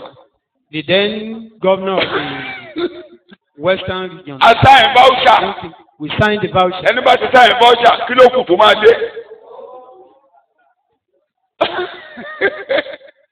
Àti sáyìn báwùsà rẹ̀. We signed the voucher. Inú mi ti dùn pé owó máa dé. Mo ti wá bẹ̀rẹ̀ sí calculate mo ṣe máa ná. I've been calculating how I will spend the Àfi tí money. Ìgè bá máa kọ àkọọ́lẹ̀ tíjọba Ọ̀yọ́ state àti Ọ̀ṣun state bá wá ṣèpàdé pé báwùsà tó wà ńlẹ̀ bóyá àwọn yẹn ò tí ì kú tán ẹ lọ sanwó àti bẹ́ẹ̀. If there is a document indicating that maybe Owó tí wọ́n pay ti that money, àti kí wọ́n wọ bọ̀wé we've signed àti sáyìn àti gbowó that we will kí ló dúkù give tán máa ti ṣòwò yẹn. what else? Àti ná ti pẹ́. Lówó tá a ti sáyìn pé wọ́n ti sọ fún wa. We've signed Yeah, Riba. that we collected the money. Eventually, we are unable to Yẹ̀yẹ́. receive it. Ìgbà yẹn mo wá kó bírèkì. Mo fẹ́ kúrè. Ọkàn mi gbé náà. Then I jacked myself that Mo wá la gbogbo nǹkan tí mo là mo ní kí ló ń ṣe mí látọjọ́ yẹn. what is my problem? Kò ń ṣe pé bóyá Ever since then, aláàtì kìsì nígbà yẹn there aláàtì is nígbà. nothing like alert. Aláàtì lè fọkàn yẹn balẹ̀. Aláàtì gan ní sè má jẹ́ kó fọkàn yẹn balẹ̀. Torí fake aláàtì wà. Don't even trust some alert because there are some fake Kí ẹ̀ alerts. mọ̀ pé fake aláàtì wà. Do you know there are fake Fake alerts? aláàtì wà. Tó ayé ìgbà yẹn kò sí nǹkan tó ń jẹ́ aláàtì. So I'm saying then there was nothing like Màá that. dé báǹkì báyìí. Màá béèrè fún nǹkan tó wà ní àkáǹtì. I will ask for the amount in my account. That is my Màá gba account owó yẹn balance. jáde. Then, Ìgbà yẹn mo ṣẹ̀ṣẹ̀ ń I kọ̀ withdraw the wípé mo fẹ́ ná owó. then I can be calculating Màá gbà what I jáde will máa buy. fàdúrà bá. Pray Màá on gbé it. tùlúwà sẹ́yìn. Bá ti gbé tùlúwà sẹ́yìn, ó yá ká máa ná yòókù lọ. Tó o bá ṣe bẹ́ẹ̀, You don't do that. ó ràn wá lọ́wọ́ púpọ̀ púpọ̀. It helps us a lot. Kíkẹ́ tí ẹ̀ṣẹ̀lẹ̀ tó lágbára. One Torí even happens. ọ̀rọ̀ wa máa ń dàbí wèrè nígbà yẹn. is Kan lágbára that if gbà we ń are ṣiṣẹ́ still ṣọ́ọ̀ṣì. there when we are doing the work of this Wọ́n san church, káàlù fún mọ́mì. a car loan was paid 4,800. to my wife. Èmi ni mo lọ sáìn rẹ̀ torí ó bímọ lọ́wọ́. I went to sign that loan. Tìmílẹ́yìn ló gbé lọ́wọ́ ń gbà yẹn. He was Ṣé bí taking mo lọ care, he ìrìn was àjò taking rẹ̀ care of tí mo ṣe me gbogbo there. ìrìn àjò rẹ̀ bẹ̀. Àkókò tán máa sáìn. For the time when Àṣà he wanted to sign ìlẹ̀wẹ̀ ọmọ that, kéré lọ́wọ́ ẹ̀. Wọ́n ṣàṣe gbogbo ẹ̀ mú torí àkáǹtì kan náà ń lò. he used Owó wọnú àkáǹtì mi báyìí. and the money was deposited in my account. Èmi ni mo gbé 4,800 yẹn jáde torí I joint account là ń sanwó withdrew the sí. 4,800 there. Mo ṣe dé báyìí. Olúwa dúpẹ́ lọ́wọ́ rẹ o. And we pray on it. Kí la ṣe máa náwó yìí Olúwa How ràn do wá we lọ́wọ́ spend this o. money? Ó wà ní University of Ìlọrin. It was in UI then. Àròwó tí a ṣẹ̀fẹ̀ máa sanwó. We don't have money to Bá kó pay for the 800 school fees. náírà 800 lórí ẹ̀. I took the 800 naira. Wà lọ wà bọ̀ wà pa I gave it to her. 4,000 yẹn. Kápẹ́ntà ló wá bá mi ra páànù kẹ̀kan lé. And I gave it to the carpenter to roof the Bó wá house. ṣe ní kí n náà nìyẹn. That was how I was commanded to Ṣé kò jáde? spend the money. Didn't she Oníṣẹ́ kò graduate? jáde. Mo sùn, òun gan sùn, inú ẹ̀dùn, ó fọmọ lọ́yàn dáadáa, òun jẹun. She slept. Òun gan sùn. Bí a ṣe ṣe mi ò lè máa sọ. I can't Lady, be, I can't Wọ́n be mú kan fún explaining lábẹ́rẹ́. that. Àkọ́kọ́ Olúwa kí ni ká ti nà. God, how Kí ni ká ti nà? do I spend this money? Má para rẹ̀, o máa ṣe, n tó Don't o think ṣe yẹn wà á ṣe. that thing you are thinking of, you will do Are you it. listening to me? Some of you tẹ wà ń bí nípa orí ọ̀fẹ́ Ọlọ́run. Some of you òótọ́ ẹ̀dẹ̀ kọ́kọ́ fòkè. Mọ̀ bẹ́ẹ̀ ṣe tó àwọn ọmọ yín. Some of us that are sitting Ẹ here ṣiṣẹ́ though we may be wọn anxious, kì í but ṣàníyàn lẹ́nu even with tàbí that, tọ́mọ. we don't know how we train some of our children. Ẹ kàn máa kí ayé yín kúrò ẹ máa fúnra yín ní a máa fún ọkàn pa. Ẹ ní gbádùn ìgbàgbọ́. Ẹ ní gbádùn. That thing we Bó don't ṣe so kẹfẹ̀ call. tó, bó ṣe kẹrù It kéré will tó, not allow ẹ máa us dìde kù. ọkàn yín afọ́npa ọlọ́run á di ọrọ̀ That thing will just àbí owó á di ọrọ̀ so the money will become á di ọlọ́run tí a máa bọ̀. God that we worship. Let your spirit be free. Let it be free. Ajẹ́kẹ̀mí wa kó lómìnira. Bí mo ṣe dúró kò sóhun tí mi ò lè tà. As I'm standing here, I can Kò sell sóhun tí mi ò lè anything. gbé kalẹ̀ fún ìrere. There is Ìyàwó mi náà nothing I nìyí. cannot set up Láti kékeré mi or nínú put down ìgbàgbọ́ kò sí. for the Kò gospel. sí nǹkan láyé Everything. tí mi ò lè fi ilé at any time kí. I can surrender anything for the gospel. Láyé eléyìí. In this world, Ọlọ́run tí ẹ dẹ́rù bà mí. God Máa sọ lójoojúmọ́ nínú àdúrà. Ó dẹ́rù bà mí púpọ̀ nígbà tí lèmi jó. He threatened when Torí àwọn tọ́lọ́run dìde tọ́lọ́run dìde fún mi. because Mo tún rò pé mi ò ṣe nǹkan kan láyé. I was thinking to do anything in this world. The way some people gave. Báwọn ènìyàn ṣe nà síta. Mo sọ díẹ̀ láàrin. I mentioned a few. He Ẹ̀rù bà mí. was Mo afraid. wólẹ̀. Mo tún Ọlọ́run tó bọ̀ ràn mí lọ́wọ́. Bow down for more help. Wọn ò dẹ̀ tọrọ. And they are investing in heaven. They are investing in the things of Wọ́n God. ń fi ìṣúra sọ́run ni wọ́n ṣe ń fi nǹkan sí. Owó tẹ́ ẹ bá ti ná lórí mínísítà. Iṣẹ́ Tẹ́ ẹ ná lórí ìtànsílẹ̀ ìrere. Tẹ́ ẹ ná lórí àwọn ọkàn. Àwọn aláìní. Àwọn aláìlera. And those who are weak, O lè tọrọ. the people of God, you can bear. Tó ná lórí àwọn aláìlera. The weak, Àwọn tí ó kù díẹ̀ káàkó. those Àwọn tí who are poor, àwọn òjíṣẹ́ Ọlọ́run somehow, tàbí ohun tó máa mú kẹ́ ìrere tẹ̀síwájú. or for the progress Ìyà ò lè jẹ of the wọn. gospel, you can suffer. Ọkàn rẹ̀ wàá máa sùn. You will sleep, Máa mú òní. mammon, Àṣetán. unrighteous mammon. 3. Paul said, Kẹta. the love of money is the root of all evils. Paul wípé Ẹ wọ ẹsẹ̀ yẹn dáadáa máa kà ó. Kì í ṣe owó ní gbogbo búburú o. Ẹ má ṣe gbé ìtumọ̀ o. Ẹ lọ kà á. not money. Àjọjọ kà á. We will read together. Owó yìí ṣe gbogbo búburú. Money is not the root of all evil. Kí ni mo pè é? Ẹ jẹ́ ká gbọ́dọ̀ sí Timothy kẹ́nẹ́ First Timothy, orí ìkẹfà. Àjọjọ yé wa kí n tó máa mú nǹkan tó wà lọ́wọ́ mi. Ẹsẹ̀ ìkẹfà sí ìkẹwàá. First Àwa Timothy chapter táyé bá gbà wá àbọ̀ sí ẹsẹ̀ kẹtàdínlógún ẹsẹ̀ ìkẹfà. ṣùgbọ́n ìwà bí Ọlọ́run pẹ̀lú ìtẹ́lọ́rùn èrè ńlá ni. Ìwà rẹ your character, ìgbé ayé your lifestyle, tó ń bá Ọlọ́run ń kọ́ wọ́ọ́rìn that what we go. tó wá fún ara rẹ ní ayọ̀ lérí nǹkan tó o ní. Joy on what Jẹ́ ń gbọ́ ìjàkadì ní o. Ojúkòkòrò wà ní gbogbo ẹ̀jẹ̀ gbogbo èèyàn tó wà lábẹ́ ọ̀run. Here is Mo ti covetousness fọ́nú ẹ̀kọ́ ẹtú tó on gbọ́ tẹ̀ bá ti every gbàgbé. human blood. Ikùn mẹ́ta lènìyàn ní. Man has 3 stomachs. Ikùn mélòó? Man has Ew. 3 stomachs. Ikùn mélòó? Mẹ́ta. Ikùn jíjẹ. Stomach for food, Ikùn ìbálòpọ̀. stomach for Àti having ikùn affair, ìkó nǹkan jọ. and the stomach of material things. Ikùn jíjẹ ló lágbára jù. The greatest of them is that of food. Mẹ́tẹ̀ẹ̀ta ló lágbára. 3 of them are very Bẹ̀tẹ̀ ikùn strong, jíjẹ lọ̀gá. but that of food Tọ́lọ̀ bá ràn ọ́ lọ́wọ́ tó bá lè master of ṣẹ́gun them all. ikùn jíjẹ. If you can overcome that, Á ràn ọ́ lọ́wọ́ láti gbé yòókù sábẹ́. It will Ìyẹn help la ṣe you ń to fi àwẹ̀ fulfill the àtàdúrà rest. kọ́ yín. that is why we are training you on fasting and prayer. Tí ẹ bẹ́ẹ̀ bá lè gbàwẹ̀. If you can fast Tí ẹ fara ní fọ́lọ́run dáadáa. and surrender yourself to God, Ẹ lè control sex. you will be able to control your sex. Ẹ lè control desire láti kọ́rọ̀ lòdì. Then you'll be able to control your Ikùn mẹ́ta. material things. Ikùn mélòó ni mo pè? 3 stomachs. Desire for food. The desire for sex. Oúnjẹ, Desire for ìbálòpọ̀ material things. àti ohun ìní ayé. Má dẹ̀ fojú tẹ́ḿbẹ́lú ẹnìkan kan pé bóyá ẹnìkan ò láìkì orin kan. Ó kàn Don't lè down wò. at anybody that somebody Èké is not ó wà nú ènìyàn. being like something. Mo ló ṣe àwẹ̀. Is in the blood of man. Ẹ wo bá a ṣe jókòó ibà. As we are sitting here, Àbí tẹ́ bá fẹ́ mọ̀ wá. if you want to Jẹ́ ká know gbààwẹ̀. every one of us, let's go on fasting. Àwẹ̀ gidi ni o. I'm talking about real fasting. Gbogbo abájọjọ wọnú àwọ̀ ọjọ́ méje bíríbírí báyìí. If we enter into 7 days fasting, Ká má lọ lé. we remain Mo here máa fún yín lómi mu. and we continue taking Ṣé water. àní ṣéǹjì? Won't we Ẹ change? dáhùn ṣé gbogbo wa ò ní ṣéǹjì? We will all change. Wàá ṣéǹjì. Wàá ṣéǹjì. First of all, àwọn omi kan jáde lára rẹ̀.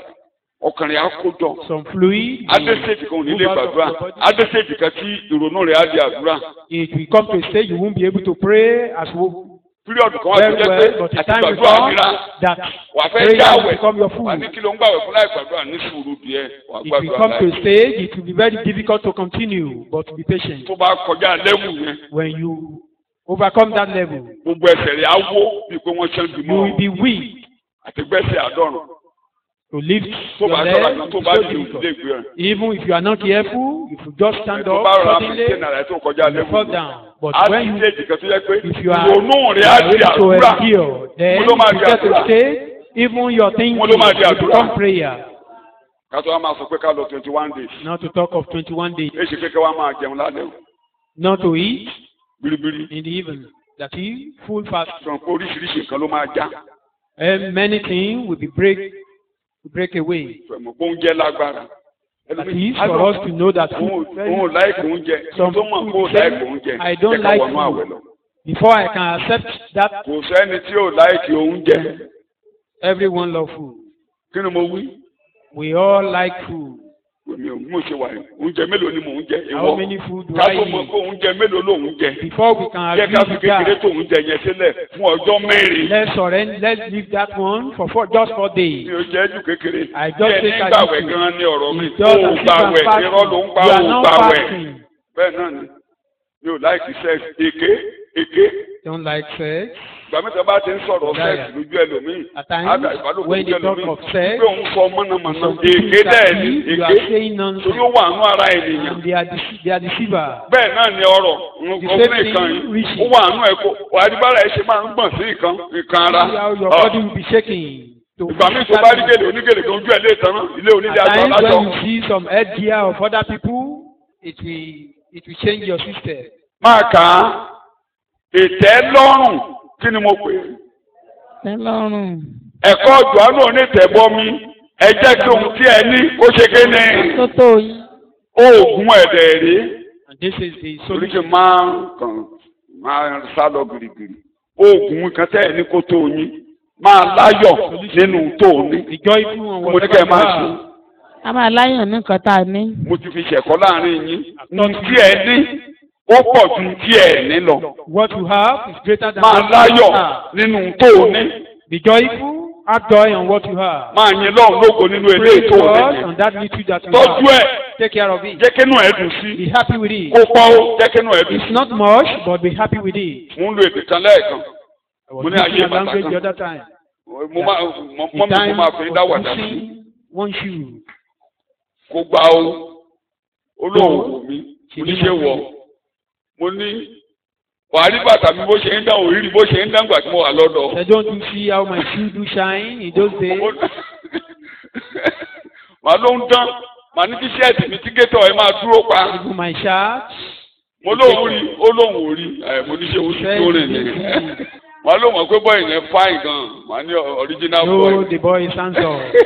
Kí dẹ̀ díẹ̀ mo lè má ní ju ṣẹ́ẹ̀tì méjì. I may not have more Màá than just dán. two shirts, but I took care of them. Ọ̀rẹ́ mi kan ló ti ẹ̀fẹ́ kọ́ mo sọ lójú yín rí. One of my friends, Ìgbà bá ti Stop me kejì now. ara kejì dé lálẹ́ nígbà tá a bá pa iṣẹ́ bá jẹ́ when he came from Gbẹ̀lá Ikeja, ìṣẹ̀fọ́ ṣẹ́ẹ̀tì tó máa wọ̀ lọ sí sùkúl láàárọ̀. we washed Á fọ̀ the shirt, àwa di tọ́wọ́ ẹ̀ máa yí mọ́ and tọ́wọ́ ẹ̀ then he bá. rolled it in the towel. Á ti fún o, àwa fi tọ́wọ́ ẹ̀ fún. He will use So towel ara to yìí dry gbẹ. it. So àwa sàtàtẹ́gùn tí atẹ́gùn ò bá sí. Now, Iná ṣe dájú he báyìí had nígbà tí dried àwọn tó lò náà pọ̀. Àṣì fáànù sí. So fáànù àgbẹ́. Tí fáànù bá ti gbẹ́, òun lọ sórí ayọ̀ nìyẹn. Á tún ní lọ́jọ́ kejì go. Ẹ béèrè pé ṣá ẹ gba sálárì. You will ask me, Tí a fi ń ṣe bẹ́ẹ̀ kí là ń fowó ṣe. make us to do that. What are we When I using had our money admission, for? mi ò ní ṣẹ́ẹ̀tì tí mo máa lò. Ẹnìkan ló wá kó méjì. mo ráyè sílé ìwé. I Kí don't là ń have fowó check to ṣe? use. Somebody gave me just 2 checks. I've started to write.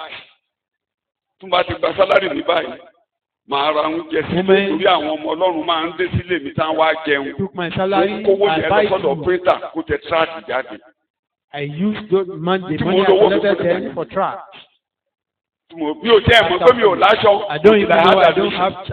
I Torí don't màá have wọ á clothes. neat. Mo sọ fún mo ní òmò pé bọ́ọ̀ yẹn máa ń neat. Mo dúró I was telling her, gẹ́gẹ́gẹ́gẹ́. don't you know that boy do need Jẹ́ kí n tí ẹ ní kó ṣe kéde.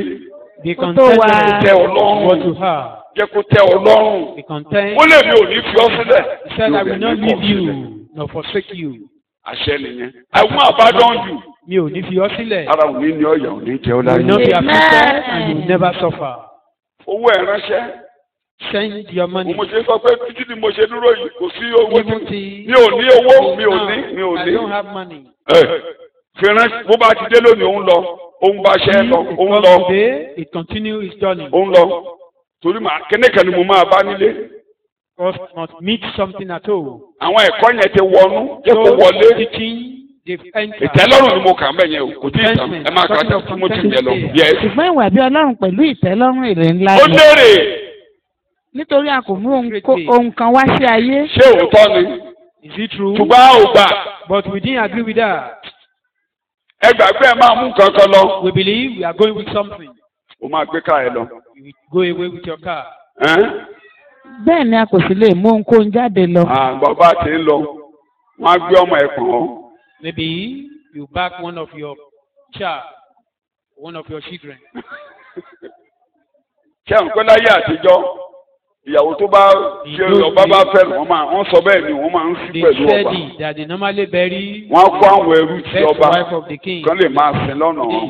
Then with some material things, so Wọ́n á not kérù to sí lack kòtò. anything along the way. Wọ́n á kó oúnjẹ síbẹ̀ kó rí nǹkan jẹ lọ́nà. Food, so as to not to suffer hunger along the way. Yẹ̀yẹ́. Máa ka bẹ́ẹ̀lì arábìnrin jọ. bí a bá sì lé oúnjẹ àti aṣọ ìwọ̀nyí yóò tẹ́ wa lọ́rùn. Táìmù méjì The two things tí wọ́n fún wa that we were given kí a ró oúnjẹ jẹ. for us to Kí feed náà ní ká ṣe? food. kárí oúnjẹ jẹ Ká tún ṣe kéne. àti aṣọ Èyí ni kó ṣe kéne. yóò tẹ́ wa lọ́rùn. Satisfied with that. Tẹ́ ẹ bá ti rí oúnjẹ jẹ, You have tẹ́ ẹ rí aṣọ wọ̀, and raiment. ẹ jẹ́ kí ọkàn yín balẹ̀. Let that Ó wá ṣe satisfy àlàyé you. Bíbélì lẹ́ka. ṣùgbọ́n àwọn tí ń fẹ́ di ọlọ́rọ̀ a máa bọ́ sínú Dáhùn. ìdẹwò àti ìdẹkùn. Àwọn Those tí wọ́n ti kúrò ní pé délé ni. they've gone Ẹnìkan ló beyond pé their own níbi daily lọ́jọ́ needs. kan pé nígbà tí gbogbo ẹlẹ́sìn tí wọ́n fẹ́ fi gbogbo wọn sá lọ níbi iṣẹ́ tíṣà. Mo ní ẹ lọ ka Bíbélì ṣebí oníṣọ́ọ̀ṣì nìyí. Alùpùpù ẹni yẹn ní ṣọ́ọ̀ṣì wọn ń dúdú dáadáa. Mo ní ẹ̀gbọ́n ti Bíbélì ìwé ni. Ṣẹ́gun and read your Bible, don't you hear what the Ó ní dádì, ó ní pásítọ̀, ṣé oúnjẹ nìkan ni? A ò ní sanwó sukùl. Mo ló ti kọ́bà ẹ̀. alone. Mo ló kọ́bà Only ẹ̀. pay the school fees. I said Délé the money ni to cover mo ló you. kọ́bà ẹ̀. It's just daily needs. Mo ló kọ́bà ẹ̀. Ó jẹun lánàá. Don't Ó you lóun eat. jẹun. Eventually ó fi ṣe tíṣà lẹ̀ ó lọ ó regret ẹ̀ o. Eventually, Ó lọ gbaṣẹ́ private kan lẹ́kọ̀ọ́ nígbà yẹn ìgbà tó yá. and went for a private Ni wọ́n job ṣe in ìdí Lagos. condition tíṣà mi. And later, the conditions of teachers Wọ́n ṣe were ìdí changed. condition tíṣà mi pé condition change nígbà kan. Condition change. Má lọ. Don't go. Báyìí màmá ké. Màá ní tíṣà ló dá fún jù lábẹ́ ọ̀run. Ẹ lọ máa wò I wọ́n. was saying Mo it láwọn then ọmọ that teacher àwọn ọmọ was tíṣà ló ń the best. gòkè. Àwọn ọmọ Their tíṣà ló ń children, gòkè. Wọ́n ráyè fọ́mọ wọn. They Mo were, ní they ìgbà have àwọn tí ò time gba for their Jésù mo ní wọ́n children. ráyè. Wọ́n kiri bọ̀gbọ́. Don't go Wọn ò gbọ́. astray. But Wọ́n ò gbọ́. they didn't obey. Kí ló dé ṣe mí nígbà yẹn? And what happened to Èmi me ni mo then? pinnu pé mo fẹ́ ṣiṣẹ́ yẹn. I decided that I want to do Ìdí tí that mo work. dẹ̀ fi fẹ́ ṣe é torí ìrere. And because of the Àìsídẹ̀ẹ́sì gospel, di à kó tẹ̀ jẹ́ pé kékeré tí mo kà ń gbà yẹn mo ṣe ń sọ lọ́jọ́ sẹ́ni ni mo fẹ́ kà. the Mi ò whole ní the ṣiṣẹ́ little I ìjọba. was able to do then, Ṣùgbọ́n ní principal St. Lawrence oṣù ṣe gbà mí. Kò gbà mí. Mo gbé dé oníṣòwò ya wèrè ni Mr. Famomi. Olóò ya wèrè olóò ìjà ó ní you can't stay in of teaching. St. Lawrence then told me that I can't Ó ní you remain can't stay in teaching. Young man torí ẹ ti pé ọ̀dọ́ bí fresh ilẹ̀ yìí. wàá máa fẹ́ electronics teach. You'll be teaching with electronics. Mo ní èmi mo pinnu bẹ́ẹ̀ bàbá. I said that Ó ní beside rárá oníṣe ni mo fẹ́ bá aṣẹ́ jẹ́ mọ́ òun lọ́wọ́. and he Ó said láwọn tó that máa I want to báwọn destroy his word. àwọn principal tó fẹ́ràn mọ́. Tó fẹ́ràn kọ́ mo ṣe dáadáa. Those principles Nígbà yẹn wọ́n ní àwọn principal involve tó ní school tán wọ́n á mú ọmọ bẹ́ẹ̀ ni kọ́ mọ wọn. Bí wọ́n rẹ́ni tó gba bẹ́ẹ̀ kọjá lára yín tàbí tẹ́ ṣiṣẹ́ lọ́dọ̀ bàbá maybe fáwọn we have some of bọ́n ṣe é ṣe us nígbà here yẹn that ní pass tẹ́ lọ́rùn through sí. the man. Kí ni mo mú jáde níbẹ̀ ni pé ní tẹ́ lọ́rùn Be contented. iṣẹ́ tó ń ṣe yẹn sọ fúnra ẹ̀ ó máa dáa fún mi. Tell Agbára yourself, fún mi. this work I'm doing, it will be well within there. Ìwọ ló máa ń múra ẹ̀ níta mo sọ lójú yín rí. You are the one that will give your own Bàbá mi self wá kí mi nílé. content. No, gbàtà fẹ́ márì ni. When we were about to Òfin rẹ̀ marry, ìdílé yẹn ká tó márì. Dádì mi wá wọlé. I've rented that apartment before I married. Ẹ bá rí léwu náà lónìí báyìí. And my father Èyí gave ni me, kí dádì mi tó jọ dádì mi lójú nígbà yẹn. Mo bá tún ilé yẹn fún yín ní Kájọlà. Ẹ wá rú ilé wò, owó kè owó lò. and my father look up and down. Ilé yẹn ò dá oko. Fúláàtì ni oṣù mọ́ kó dá tó bọ́ ẹ̀sọ̀tà lé nígbà. Though the house, Oníṣẹ́ tíṣà lè kọ́lé. and he asked me, can a teacher build this house? Owó kè owó lò. He looked up and down. Mo ní tíṣà kọ́ mẹ́wàá ẹ̀. I said, teacher can build 10 times Èmi of ń rò it. bẹ́ẹ̀. And he Èmi said, mọ̀ lórí I don't olóbi mi, think so. àjọjọ mọ́ra. I know him. He knows me Èmi mọ̀ well. bí tó ń bẹ̀ kọ́ lọ. He knows me. I know him. Mo dẹ̀ fẹ́ kò dẹ̀ nínú kíákíá ló máa sọ mọ́ ẹ̀ jáde. He Bàbá ò will nínú. vomit whatever he has in mind.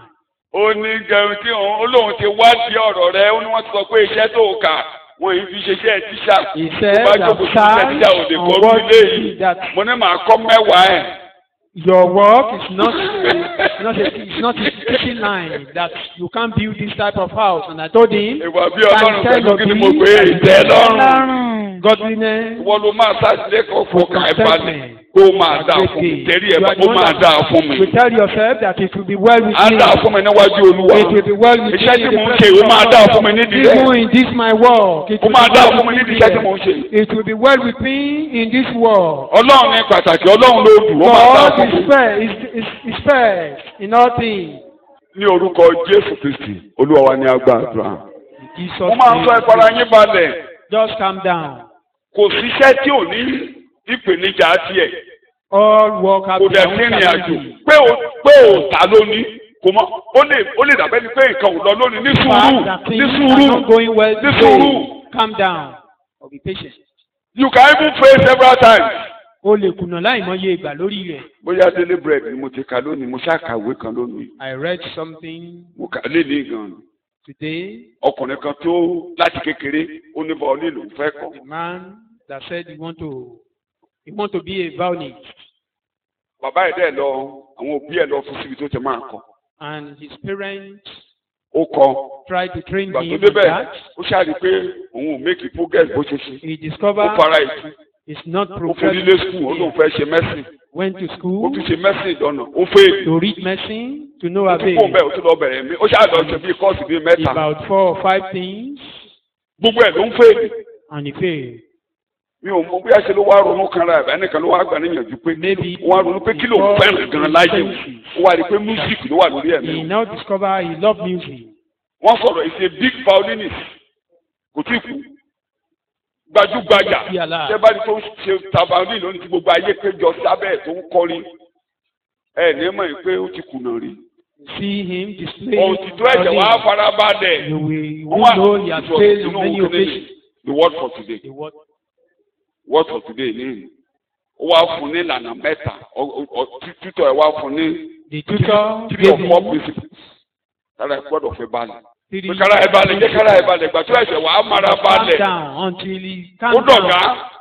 Ó wá bẹ̀rẹ̀ sí í go higher and higher and higher. Kára balẹ̀. Yóò ń gòkè. Sọ fún ẹ, ó máa dá fún ẹ sọ bẹ́ẹ̀ lórúkọ Tell Jésù. yourself it will be well with Ọlọ́run you. nìkan ní pàtàkì. God is the most important. Ní orúkọ Jésù Kristi, Olúwa wa ní àgbàdua. In Jesus' name, our Lord. Sàmì ẹ̀ dáadáa. Amen. Sàmì ẹ̀ dáadáa. Amen. So ohun tó o bá mọ̀ mọ́ kọ́kọ́ mọ̀ dáadáa. And Jẹ́ olóòótọ́ nídìí ẹ̀. Wàá tayọ. be faithful. Wàá tayọ. You will excel. Jẹ́ olóòótọ́ nídìí Be ẹ̀. faithful on it. Gbogbo òótọ́ ọ̀nù ẹ̀ ṣe. Do it with Ọlọ́run ló ń gbé èèyàn ga. It's only God that can lift Ẹ̀ka up. Bíbélì. ṣùgbọ́n àwọn tí ń fẹ́ di ọlọ́rọ̀ a máa bọ́ sínú ìdánwò àti ìdẹkùn Ìdánwò ni, ìkẹ́kùn ni, wèrè ìfẹ́kùfẹ́. àti sínú wèrè fẹ́kùfẹ́ púpọ̀ tí í pani lára. Púpọ̀ tó ń pani lára. That can even harm you.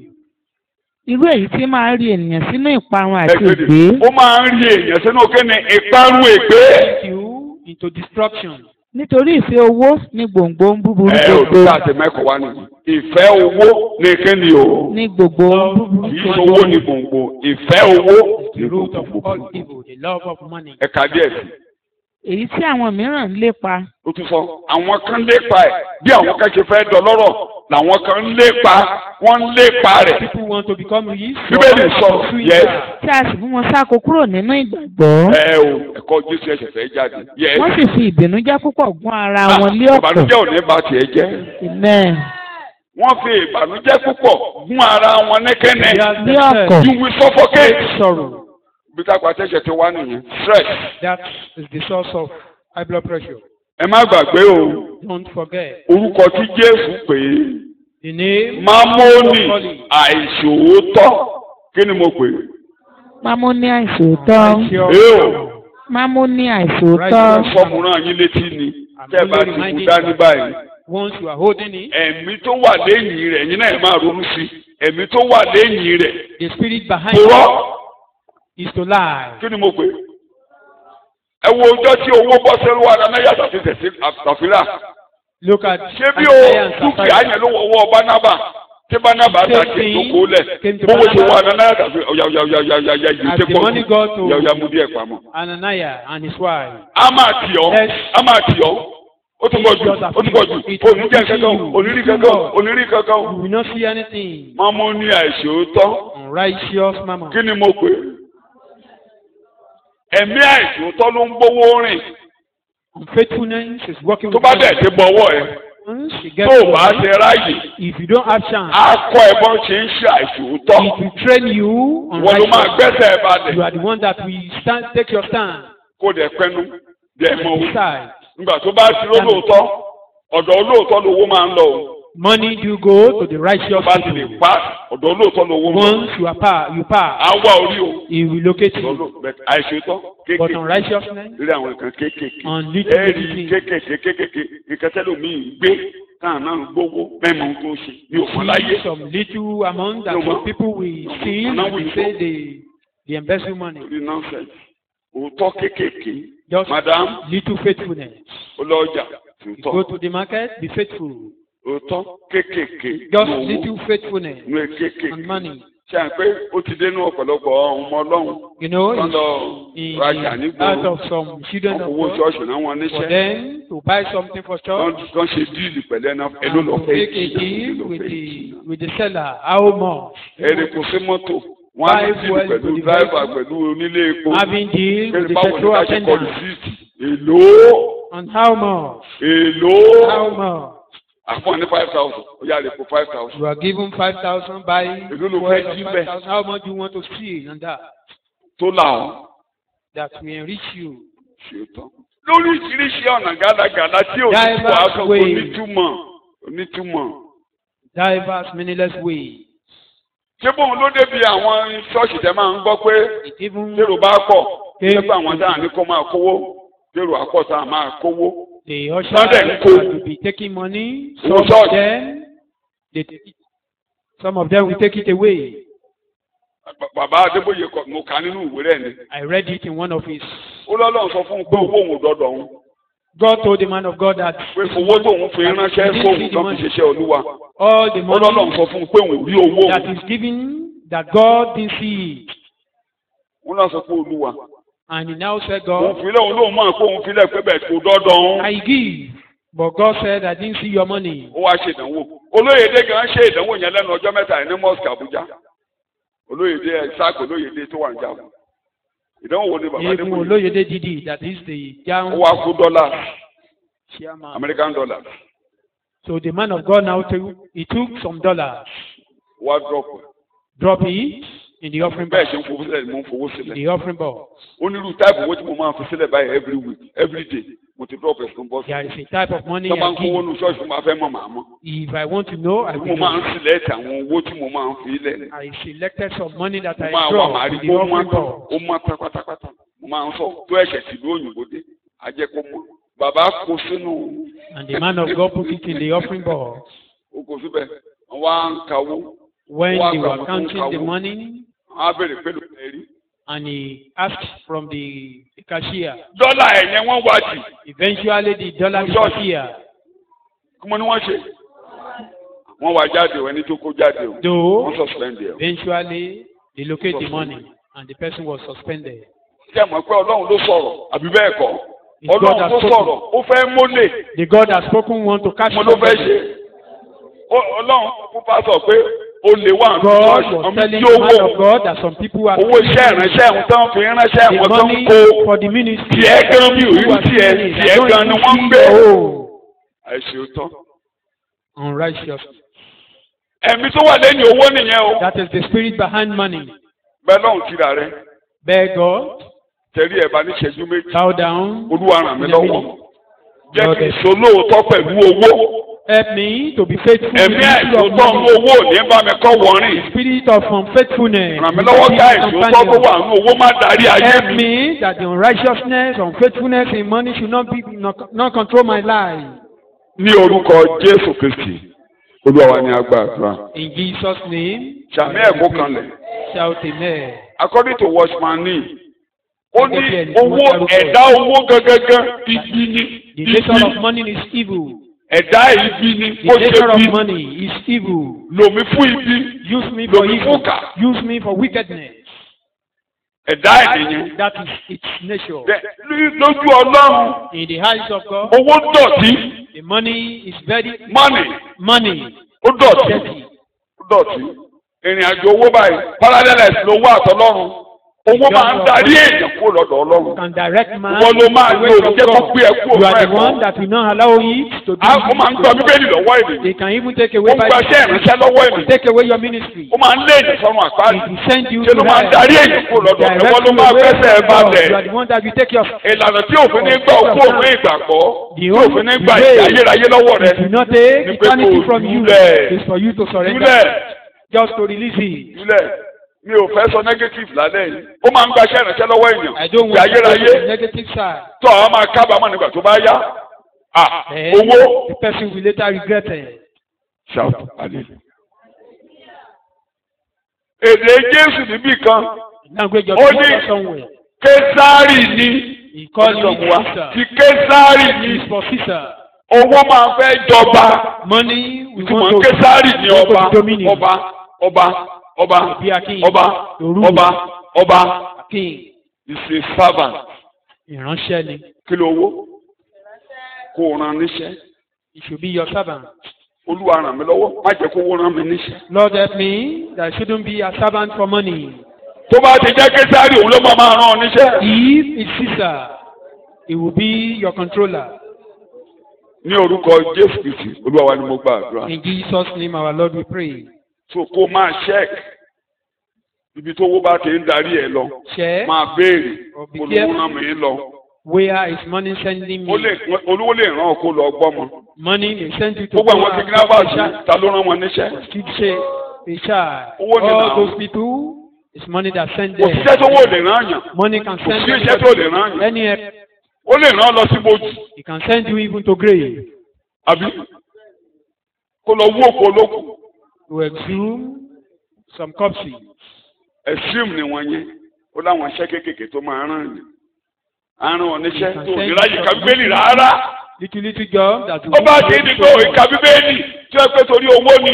Ìkẹ́ tó máa ṣe ní òjẹ́ kó láyé ká Bíbélì owó ti rán oníṣẹ́. people because of money. It Bàbá means ọ̀gá ẹ̀ nìyẹn. it's controlling That's you. your Caesar, your Késárì. Ọ̀gá nìyẹn, ọba nìyẹn, ọba lórí It rẹ̀. has become your king. O lè ka Bíbélì. You O can't lè read gbàdúrà. Bible. You Ọba can't pray ni, because ọba of ẹni. money. It has become your ruler. O lè ọkọ ní àdúrà. He send you O lè away gbàgbé àtàdúrà tó ní owó. Ọba out ẹni of yẹn. prayer. You Ọba. can't fast nor pray because of money. It has become your king. The level of your commitment.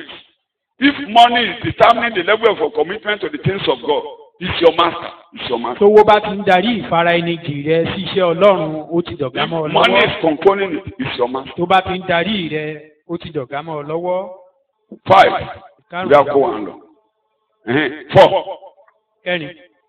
Tí owó bá ti jẹ́ èròǹgbà ẹ, If your goal, yes. your goal, èròǹgbà ẹ, pé ohun tó fẹ́ fàyè ṣe, whatever what you want to use. owó ló jẹ́ èròǹgbà, owó ni gbogbo, owó Your nìkan, goal, money alone. owó omi kúkú lo èdè yẹn, owó ni kókó, That is, money is important. kí ni mo ṣe? Anything kò yọ, bí kí mi lo gẹ́gẹ́ bí èdè wa, tí ó yọ, ìlú ló fẹ́ yọ ọ́nbẹ̀ kò yọ, That owó ni is, kókó, no money. inú ìbànújẹ́ ló máa parí ìrìn àjò sí Such ìṣègùn. people will end their journey in sorrow. Lọ́wọ́ ìtàn oníwàásù orí kejì bàbá Ecclesiastes Ifẹ̀ wọ́n ti fi ṣẹ̀kọ́ níbi òkú chapter mọ̀ wọn. 2. Our pastor Akife roll out a sermon on that. Béèdè ìyàwó mi nígbà tí pásítọ̀ ànáǹsì ẹ̀kọ́ yìí. When pastor Wọ́n ní my announced pastor. that sermon, Olùsọ pé my pastor pé mo ṣàmọ̀ pé ò ní kó wa ṣìnà lónìí. Pé mo mọ̀ ọ́ he said, pé ibi tí o máa darí wa sí lead us astray lónìí wọ́n today. kó wa déwájú Olúwa. Anywhere you lead us to, you must lead us to the Kí dẹ̀ presence of làkùnrin God. ẹ̀kọ́ pásítọ̀ And tó what was bẹ̀rẹ̀? the topic? Òun ni mo fi máa ń sọ ẹ máa fara balẹ̀. That is why I do tell Téèyàn bá fara you, balẹ̀ á ṣìnà. calm down. If you are not calming down, you will go astray. Afẹ́ sìnkú agbókùnmọ̀ afẹ́ gbókùnmọ̀ sí kòtò. We want to bury the Pásítọ̀ woman. dìde. Ó Pastor lákòrí ẹ̀kọ́ wa lónìí ni rose up and said, the owó ní topic ìdáhùn was sí. that money is the answer for all things. Ẹni tó wà níbẹ̀ ẹ̀ mọ̀. Oníkálukú ìyàwó mi ó lóun sọ pé my pastor pé I trust you pé o ṣàmọ̀ pé wà á kó wọn jáde lónìí. Torí àkòrí yẹn nìkan.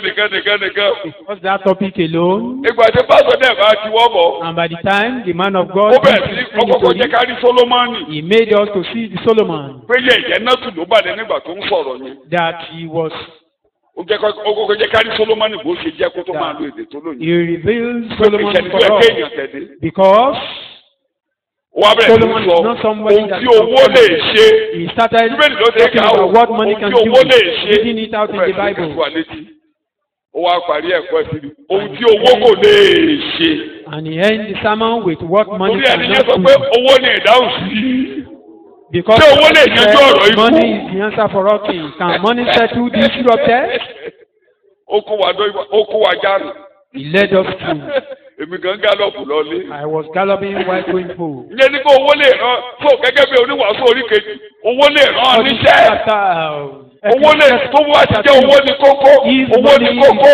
Owó ní kókó. Money is all thing for you. Ibi tí asán lérí asán àti múlẹ́mọ́fọ́ ló fẹ́ parí ayé ẹ̀ sí. Upon vanity, you end your life with vanity. Ìbànújẹ́ bá Sólómọ́nì kan yìí. In fact, Ó ló Solomon mú gbogbo ẹ̀ ended lókè his life síta. in sorrow. Asán lérí asán àti kí ló jẹ́. Vanity upon vanity, they are all vanity. Á dáa fún wa. It will be well with us. Mo lá dáa fún wa. It will be well with us. Karùn-ún, Number 5, ìyẹn ni mo ti ń ṣàlàyé láti ọmọ mi ò ní pẹ́ bẹ́ẹ̀. I will not Owó rẹ do that. Your money àti ayé tó ń lò fún Jésù. and how you Wọ́n spend gbọ́dọ̀ your life jọjọ for máa Christ. tọ́wọ́ rìnrìn You àjò. must walk in pari pursuit. Tówó rẹ àti ayé rẹ ò bá ti kọ́ wọ́rìn. If your life and your money, O tí ì bọ́ o, a ò tí ì dá o nídè. you are not free. Owó dè ọ́, o sì wà nù You are in gbèkùn. bandage of money. O wà nù gbèkùn. You are in bandage. Jẹ́ nǹkan kí n tó máa fẹsẹ̀ Bíbélì tì. Let me read. Unless your money, your life for Christ goes with your money in the journey to heaven, it cannot be released from the kingdom of Satan and transformed to the kingdom of God. Ìyẹn ni pé o sì wà lọ́wọ́ ìsìn àti ṣe ẹni kò. Ẹ wo èdè Bíbélì ìmàlà àgùnjìnà. Kọ́ríńtì kejì orí kẹjọ ẹsẹ̀ karùn-ún ti ẹ̀ tó. 2 Corinthians. Ẹ jẹ́ ká wo àpẹẹrẹ yẹn. Kọ́ríńtì kejì 2 Corinthians. orí ìkarùn-ún orí ìkẹjọ ẹsẹ̀ karùn-ún orí ìkẹjọ ẹsẹ̀ karùn-ún. àti èyí Yes. kì í ṣe bí àwa ti rò rí ṣùgbọ́n wọ́n tètè kọ́ fi àwọn tìkára wọn fún Olúwa. That's number one. Ìwọ ni number one. Ìwọ òun lẹ́ẹ̀fi rí wa gẹ́gẹ́ bí ìjọ tẹ̀lé kò bóyá olóòṣì ni wọ́n pèsè láì náwó. Ìwọ ni number one. You are the number one. Ìwọ lọ́lọ́run ń wá. God is Olùlàfíà náà looking ti for pé tó bá ìgbà Jésù má fowó sílẹ̀. That is Ìwọ ni number why you one. announce if you are yet to That is pay, number one. don't drop your money. Oníta ni number one. Ìwọ kọ́lọ́hún rí ọ̀pọ̀ orí gbàlà. Kọ́lọ́hún rí ọ̀pọ̀ ojú ayé rẹ̀ sílẹ̀ fún that you iṣẹ́. surrender your life. Iṣẹ́ ìránṣẹ́ bá ti mú ọ lọ́kàn tọ́run bá ti mú ọ lọ́kàn. Kò sí tó lè ná fún If Olúwa. heaven and your ministry is in your heart, you can spend anything for God. You are number one. Kò sí nǹkan tó ní lè mú. Wọlé ni àkọ́kọ́. Gbàtẹ́ Pọ́ọ̀lù ń ṣẹ̀kọ́. When Paul was teaching, Àwọn Kọ́ríńtì yẹn náà ló kọ̀wé sí. Ní orí He was- kejì ló ti sọ. he wrote the epistle. Ó lóun á náwó.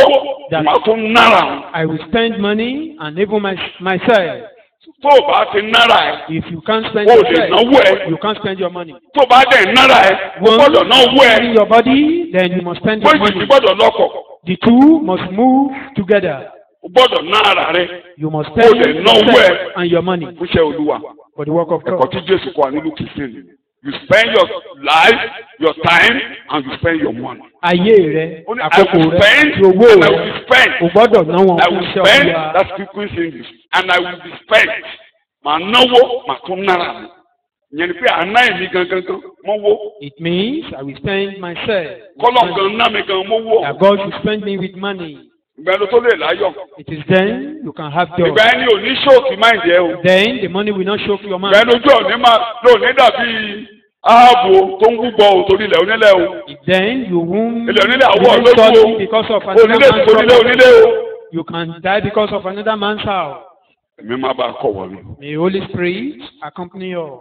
Èmi má bàa kọ̀ wọ́n mi o. Holy Spirit will accompany us. Máàkì yẹn jẹ́ kàkà orí kejìlá Mark chapter 12. 43 and 44. Mark and Jude. Mark Ìwé Mark orí kejìlá. ó sì pe àwọn ọmọ ẹ̀yìn rẹ̀ sọ́dọ̀ rẹ̀. bẹ́ẹ̀ ni. He called his disciples to him ó sì fún wọn pé and said to them, lóòótọ́ ni mo wí fún yín pé Truly and surely I tell you, tálákà òpó yìí sọ sínú àpótí ìṣúra ju gbogbo àwọn tí ó sọ sínú rẹ̀ lọ. this widow who is poverty stricken has put in more than all those contributing to mo the mọ̀ fẹ́ treasury. kẹ́kẹ́ àpẹẹrẹ yẹn. Intentionally want you to read that. One drop sínú àpótí ọ. They were Jésù dúró báyìí. putting money into the offering bag. And Jesus was looking ayé ọmọbìnrin yẹn ló gbé sínú àpótí. that woman Mo ló gbé dropped sínú her àpótí. entire life. Or her entire ohun tó life. ní sílé kò ní mi tó All máa what délé she bá. had at all. Had Ayé not ẹ̀ at all. nìyẹn. That is her Èdè tí life. mo ń lò nìyẹn. Tí ayé ẹ̀ ò bá ti gbówó ẹ lọ If your life is sílẹ̀. not moving with your money, you Gbogbo are àwọn not èèyàn giving. wọ́n dọ̀bù mílíọ̀nù. Tàbá ní People kó are máa dropping sọ ta ló millions. fowó lẹ̀ jù. Who dropped the mouth? Olọ́mọbìnrin yìí ló gbé ayé ẹ̀. Said, Ayé ẹ̀ bá owó ẹ̀. Alive, move Ẹ̀kọ́ along tí with Jésù her kọ́ wa money. nìyẹn. Ẹ jẹ́ ká yé yín àtọwọ́ yín kó ṣe ké. Let your So life when you are giving and your money sacrifice go the same. inú ìnira náà ń fowó lẹ̀. Èsì We náà give ọ̀pọ̀lọpọ̀ yín dúró dìgbà in tẹ́ the máa lọ́rọ̀. Some Iṣẹ́ ìpè people wa are àwọn èèyàn ò ní waiting ní nǹkan kan. till when they Wọ́n will máa be kù títí wọ́n fi máa kú ni. they will be grumbling till they die. Pé kò tó kò dẹ̀ lè It's tó. not sufficient. It's not enough. And it can't be enough. 10,000 5,000 tó ń gbà yẹn 5,000 5,000, 5,000 you are 5,000 receiving. yẹn. Jẹ́ kó bọ́ lọ́rùn rìn. Let it work with God. Ìwọ́ bọ̀ èsè nínú ẹ̀ Keep your hand into Bámi it. nínú ẹ̀ Ọlọ́run ò rí ẹ. If you are giving just Ó dẹ̀ lè ní. Bẹ̀ tó bá ti God ìwọ́ bọ̀ is tó kó not ìwọ́ bọ̀ wà rọ́wọ́ but to keep Ọlọ́run. your hand into it, you see the hand of God. Àpẹẹrẹ Jésù ló sọ yẹn fún wa. That is example Jesus gave unto us. Ẹ wo ó ní ayé rẹ̀ ni ayé Said that rẹ̀ ni. is our life. Gbogbo ohun tó ní ló gbé kalẹ̀ All ayé what ẹ̀ she ni. had, Ó kó sẹ́lẹ̀fà surrender it. kí ló gbé kalẹ̀? The widow of Sherapha. Ẹ dá mi lóhùn. gbogbo ohun tó ní. Ayé ẹ̀ nìyẹn. That is our life. Ayé ẹ̀ ló gbé kalẹ̀. That is our life. Ayé ẹ̀ nìyẹn. Kì í ṣe inú ọ̀rọ̀ ló Not ti bọ́ in ìdíjà. riches. She didn't Kì í feel ṣe inú dúkìá ló ti Elijah tọ́jú ìdíjà. in her Inú ìnira. Inú kí ni mo pè é? fed him in Kí ni affliction. mo pè é? Ẹ ìpè tán pè wá nìyẹn o. That is that is what we are calling. Paul àpótélì tá ń kà lónìí. Paul the apostle we are Inú reading ìnira ló today. ń tọ́jú ìjọ. He took care of the Àtò ayé church. rẹ̀ lọ. Àtò wá pàtó. Nítorí yẹn àtò dá kalẹ̀. He had surrendered there. Ayé bímọ. And he said, he has Tọ́mọ lápá ọ́. Ọlọ́run á tọ́jú ọmọ ẹ̀. God will take care of your Ọlọ́run children. tọ́jú ọmọ tèmi. God take care of my children. Díẹ̀ tí mo sọ yìí, mo sọ díẹ̀, mo ṣe ń lo ayé mi láti kékeré ní. That is how Ọlọ́run dẹ̀ I tọ́jú use ọmọ. my life. And God knows that. Ọlọ́run á tọ́jú ọmọ tiẹ̀ náà. God will take care of Mo dẹ̀ máa mọ our ọgọ̀rọ̀ children. bẹ́ẹ̀ tọ́lọ́run tọ́jú ọmọ. And I can see many. Tí ayé wọn ń bọ́ lọ́rùn, ayé wọn àtọwọ́ wọn ń bọ́ lọ́rùn rìnrìn. They are alive and their money work with Kò God. sí, kò lè sí o. If you are saying you You don't can have, never be don't have, balanced. You can never be balanced. Kò sí náà ló máa kéèké ṣe pé. you will just be shouting, not enough, not enough. Mo ti ń sọ ti pẹ́. I've been saying it for a Bẹ̀tẹ̀ very kan long tún time. débẹ̀. Mo gbọ́dọ̀ pariwo ẹ̀. I get there today. Torí délé bí mo ṣe bí ẹ ṣe ń bá mi kọ́ wọ́n rìn. As you are moving Mo along ń with me, mọ́nítọ̀ wa. I'm Mo dẹ̀ rí pé monitoring some of every us one of us. are still slaves to money. Mo rí bí ọ̀pọ̀lọpọ̀ wa sì ń fira wa ṣe ẹrú owó. Some of us are slaves to money. Àwọn kan nínú wa bí ẹrú owó How la ṣe to ń be ṣe. delivered from the kingdom of money. ẹ gbọ́dọ̀ kókó lábẹ́ ìṣàkóso Késárì. láti dára wa kúrò lábẹ́ ìṣàkóso. gbára ẹ wà gbára ẹ. deliver yourself. wà gbára ẹ. deliver yourself. ìgbàgbọ́ la fi ń bọ́ lọ́rùn rìn. The word of God in faith. We walk with God in faith. má wojú ẹnikẹ́ni o. Don't wojú mi look báyìí. at anybody. Just look at me. tẹjúmọ́ mi mo ṣe dúró. èmi tó dẹ̀ tẹjúmọ́ yẹn. As you are má focusing wojú on mi me, gẹ́gẹ́ bí pásítọ̀. don't look at me as pastor. wò mí dáadáa. Look at me very well. wá díjú ẹ. Close your eyes. díjú ẹ má wojú ẹ má rí anybody. Don't look at anybody. nínú ọkàn rẹ bó ṣe jókòó. Right in your heart. Ọlọ́run ti bá ọ gbẹ́rù rí náwó sókè. God has helped you to carry your burden before. mi ò ní kó wò mí lójú o. I'm not àwùjọ saying you anybody should mo ṣe look ní at kó me. díjú ẹ. God Ọlọ́run ti has bá ọ helped gbẹ́rù. you to lift burden or to carry your load. One way or Ọlọ́run mo the ti other. rí ọwọ́ rẹ nínú ayé mi rí. God has seen your life in my life before. láì lo ipá láì dágùn. Without force, ṣé pé ìka Ọlọ́run without ló ṣe. stress. ní orúkọ Jésù ni mo gba àdúrà. máì lajú o mẹ́ta péré la máa ṣe. èkejì Second, àwọn nǹkan tí owó ò lè rà. some things that money cannot purchase. Ọlọ́run ti ṣe fún ọ God dáadáa rí. has done it for you. náwó ẹ̀ sókè kí n rọ́wọ́ ẹ̀ Raise up lókè. your hand. láwọn nǹkan tí ọwọ́ owó Things that money cannot tí owó ò handle, lè ṣe lábẹ́ that ọ̀run. money cannot do under heaven. láìnú ẹ̀dùn olúwa mo rí ọwọ́ rẹ. Tell God, owó kọ́ ló ṣe I àwọn see your nǹkan hand. báwọn yìí fún mi. it's not money tí that ọwọ́ is owó ò ká. that money cannot tí owó ò handle, lè ṣe. that money cannot handle, tí ọwọ́ owó ò ká that láyé. money cannot handle, tí owó ò lè ṣe. money cannot do. ní orúkọ Jésù ní adúpẹ́. In Jesus' name, ẹ we o pray. ẹ̀yin mélòó ló wá ń kalẹ̀ ní ọkàn yín pé àtòhun tó wó ò lè ṣe àtòhun tó wó lè ṣe Both what money can do and what Ọlọ́run money nìkan cannot do. ẹgbẹ́ tèmi o mi ò sọ pé ìwọ àtọ́lọ́run I'm not saying Ọlọ́run God, nìkan but ó lè bá mi ṣe. that it's only God that can do it. jẹ́ ìrọwọ́ ẹ̀ lókè. Let me see your hand up. Ọlọ́run nìkan Only God. ìdè bẹ́ẹ̀ lórí ẹsẹ̀ rẹ̀. Rise up on your feet. àtòhun tó wó lè ṣe Both what money can àtòhun do, tó wó ò lè ṣe what money cannot do. ìwọ Ọlọ́run nìkan lè ṣe fún mi. You, God, you can do it for tí me. mo bá ń bá ọ rìnrìn àjò If I walk with you in this ìwọ Ọlọ́run life, nìkan lè bá mi you, ṣe. God, you can do it for me. ọwọ́ ìwọ Ọlọ́run nìkan kà. You can handle it alone. ọwọ́ ìwọ Ọlọ́run nìkan tó o gbé. You, God, you can láì handle sí ipá them tí mo sà. without stress, láì sí ipá tí mo sà. without struggle. ní orúkọ Jésù ní agbàdúrà. Ọlọ́run wá ràn mí lọ́wọ́. God help me. bí orin wa mo fi gbogbo rẹ̀ fún pátápátá láìkú ìgbàgbọ́ mi rọrùn ọba tàbí sáré mo fi gbogbo rẹ̀ fún pátápátá láìkú ìgbàgbọ́ mi rọrùn ọba tàbí sáré. ọwọ́ rẹ̀ wọ bá ọwọ́ rẹ̀ wọ lọ́rùn àlàyé. Pátápátá láìkú ìgbàgbọ́ mi rọrùn ọba tàbí sáré òun fi gbogbo rẹ̀ fún pátápátá láìkú kan gbàgbọ́ mi rọrùn ní orúkọ Jésù ọba mo tàbí gbàdúrà. sáré. ẹ jókòó ẹ jẹ́ kí n kàkà bí mi ò tiẹ̀ ṣẹ̀kọ́ lé lórí. Let me read. kókó tí arákùnrin yìí nínú John Ogby in his book Autobiography of God said, Orúkọ ìwé rẹ̀ àti orúkọ rẹ̀ náà pè fún we wa. all want to be one thing we can never be. Gbogbo wa ni ó máa ń fẹ́ jẹ́ ohun kan tí a kò sì lè ní. lọ́wọ́ Tí a kò sì lè jẹ́ láéláé tí a kò sì ní lè jẹ́ títí láéláé. láéláé nínú ọkàn gbogbo abá ṣe jókòó ọ̀pọ̀lọpọ̀ nǹkan láti fẹ́ dà láyé We want to kí become òótọ́ lè dè yẹn. many things. ǹjẹ́ ẹ fẹ́ dà kí ẹ̀ tí ìdàdò ní wọ́n What parọ́ you to become and kí a ò dẹ̀ lè dà títí a ó fi kú. and which you cannot become. ó ní gbogbo wa ní pátápátá. All of us, that thing is in our mind. ṣé òótọ́ ni? Is it true? èèó tí a fẹ́ dà tá a lè dà ọlọ́run má jẹ́ sọ pé ọlọ́run má jẹ́ kí mi lè dà kó dà. God help me. Want to become another thing. torí ìdàkudà la fẹ́ dà tí a dẹ̀ mọ̀. You want to become ní orúkọ Jésù ti lọ ní agbàdúrà. We want to be one thing we can never be. a máa ń God we want to be God over our own life. A máa fẹ́ jẹ́ Ọlọ́run èmi gan ni láyé ara Olúwa mi ọba. nínú ayé. Wọ́n ló dẹ̀ máa ń jẹ́ ká ṣe bẹ́ẹ̀. Àmọ́ ní normally.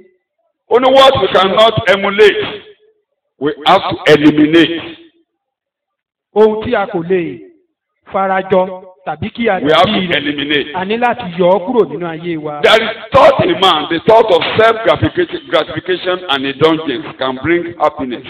A máa ní èrò pé àwọn nǹkan ayé tí a bá fi tẹ́ ara wa lọ́rùn ni ó máa ń múnú wa dùn. Bẹ́ẹ̀ni, bíi Solomoni, kí n lélẹ̀, ó là máa ń rò bẹ́ẹ̀. Also have this, to have that. There Always is thinking of the that. one tap root of sin, of willful rebellion, the desire to be great on our own. Gbòǹgbò kan ṣoṣo tí ẹ̀ṣẹ̀ ní ni mímọ̀ọ́mọ̀ ṣọ̀tẹ̀, ìfẹ́ àti di ènìyàn ńlá fúnra wa. Láì sọ́wọ́ Ọlọ́run, Without the hand of God. a fẹ́ tóbi, We want to be a great. fẹ́ dáṣe. We want to do it on Ọlọ́run our wà own. láyé rẹ̀.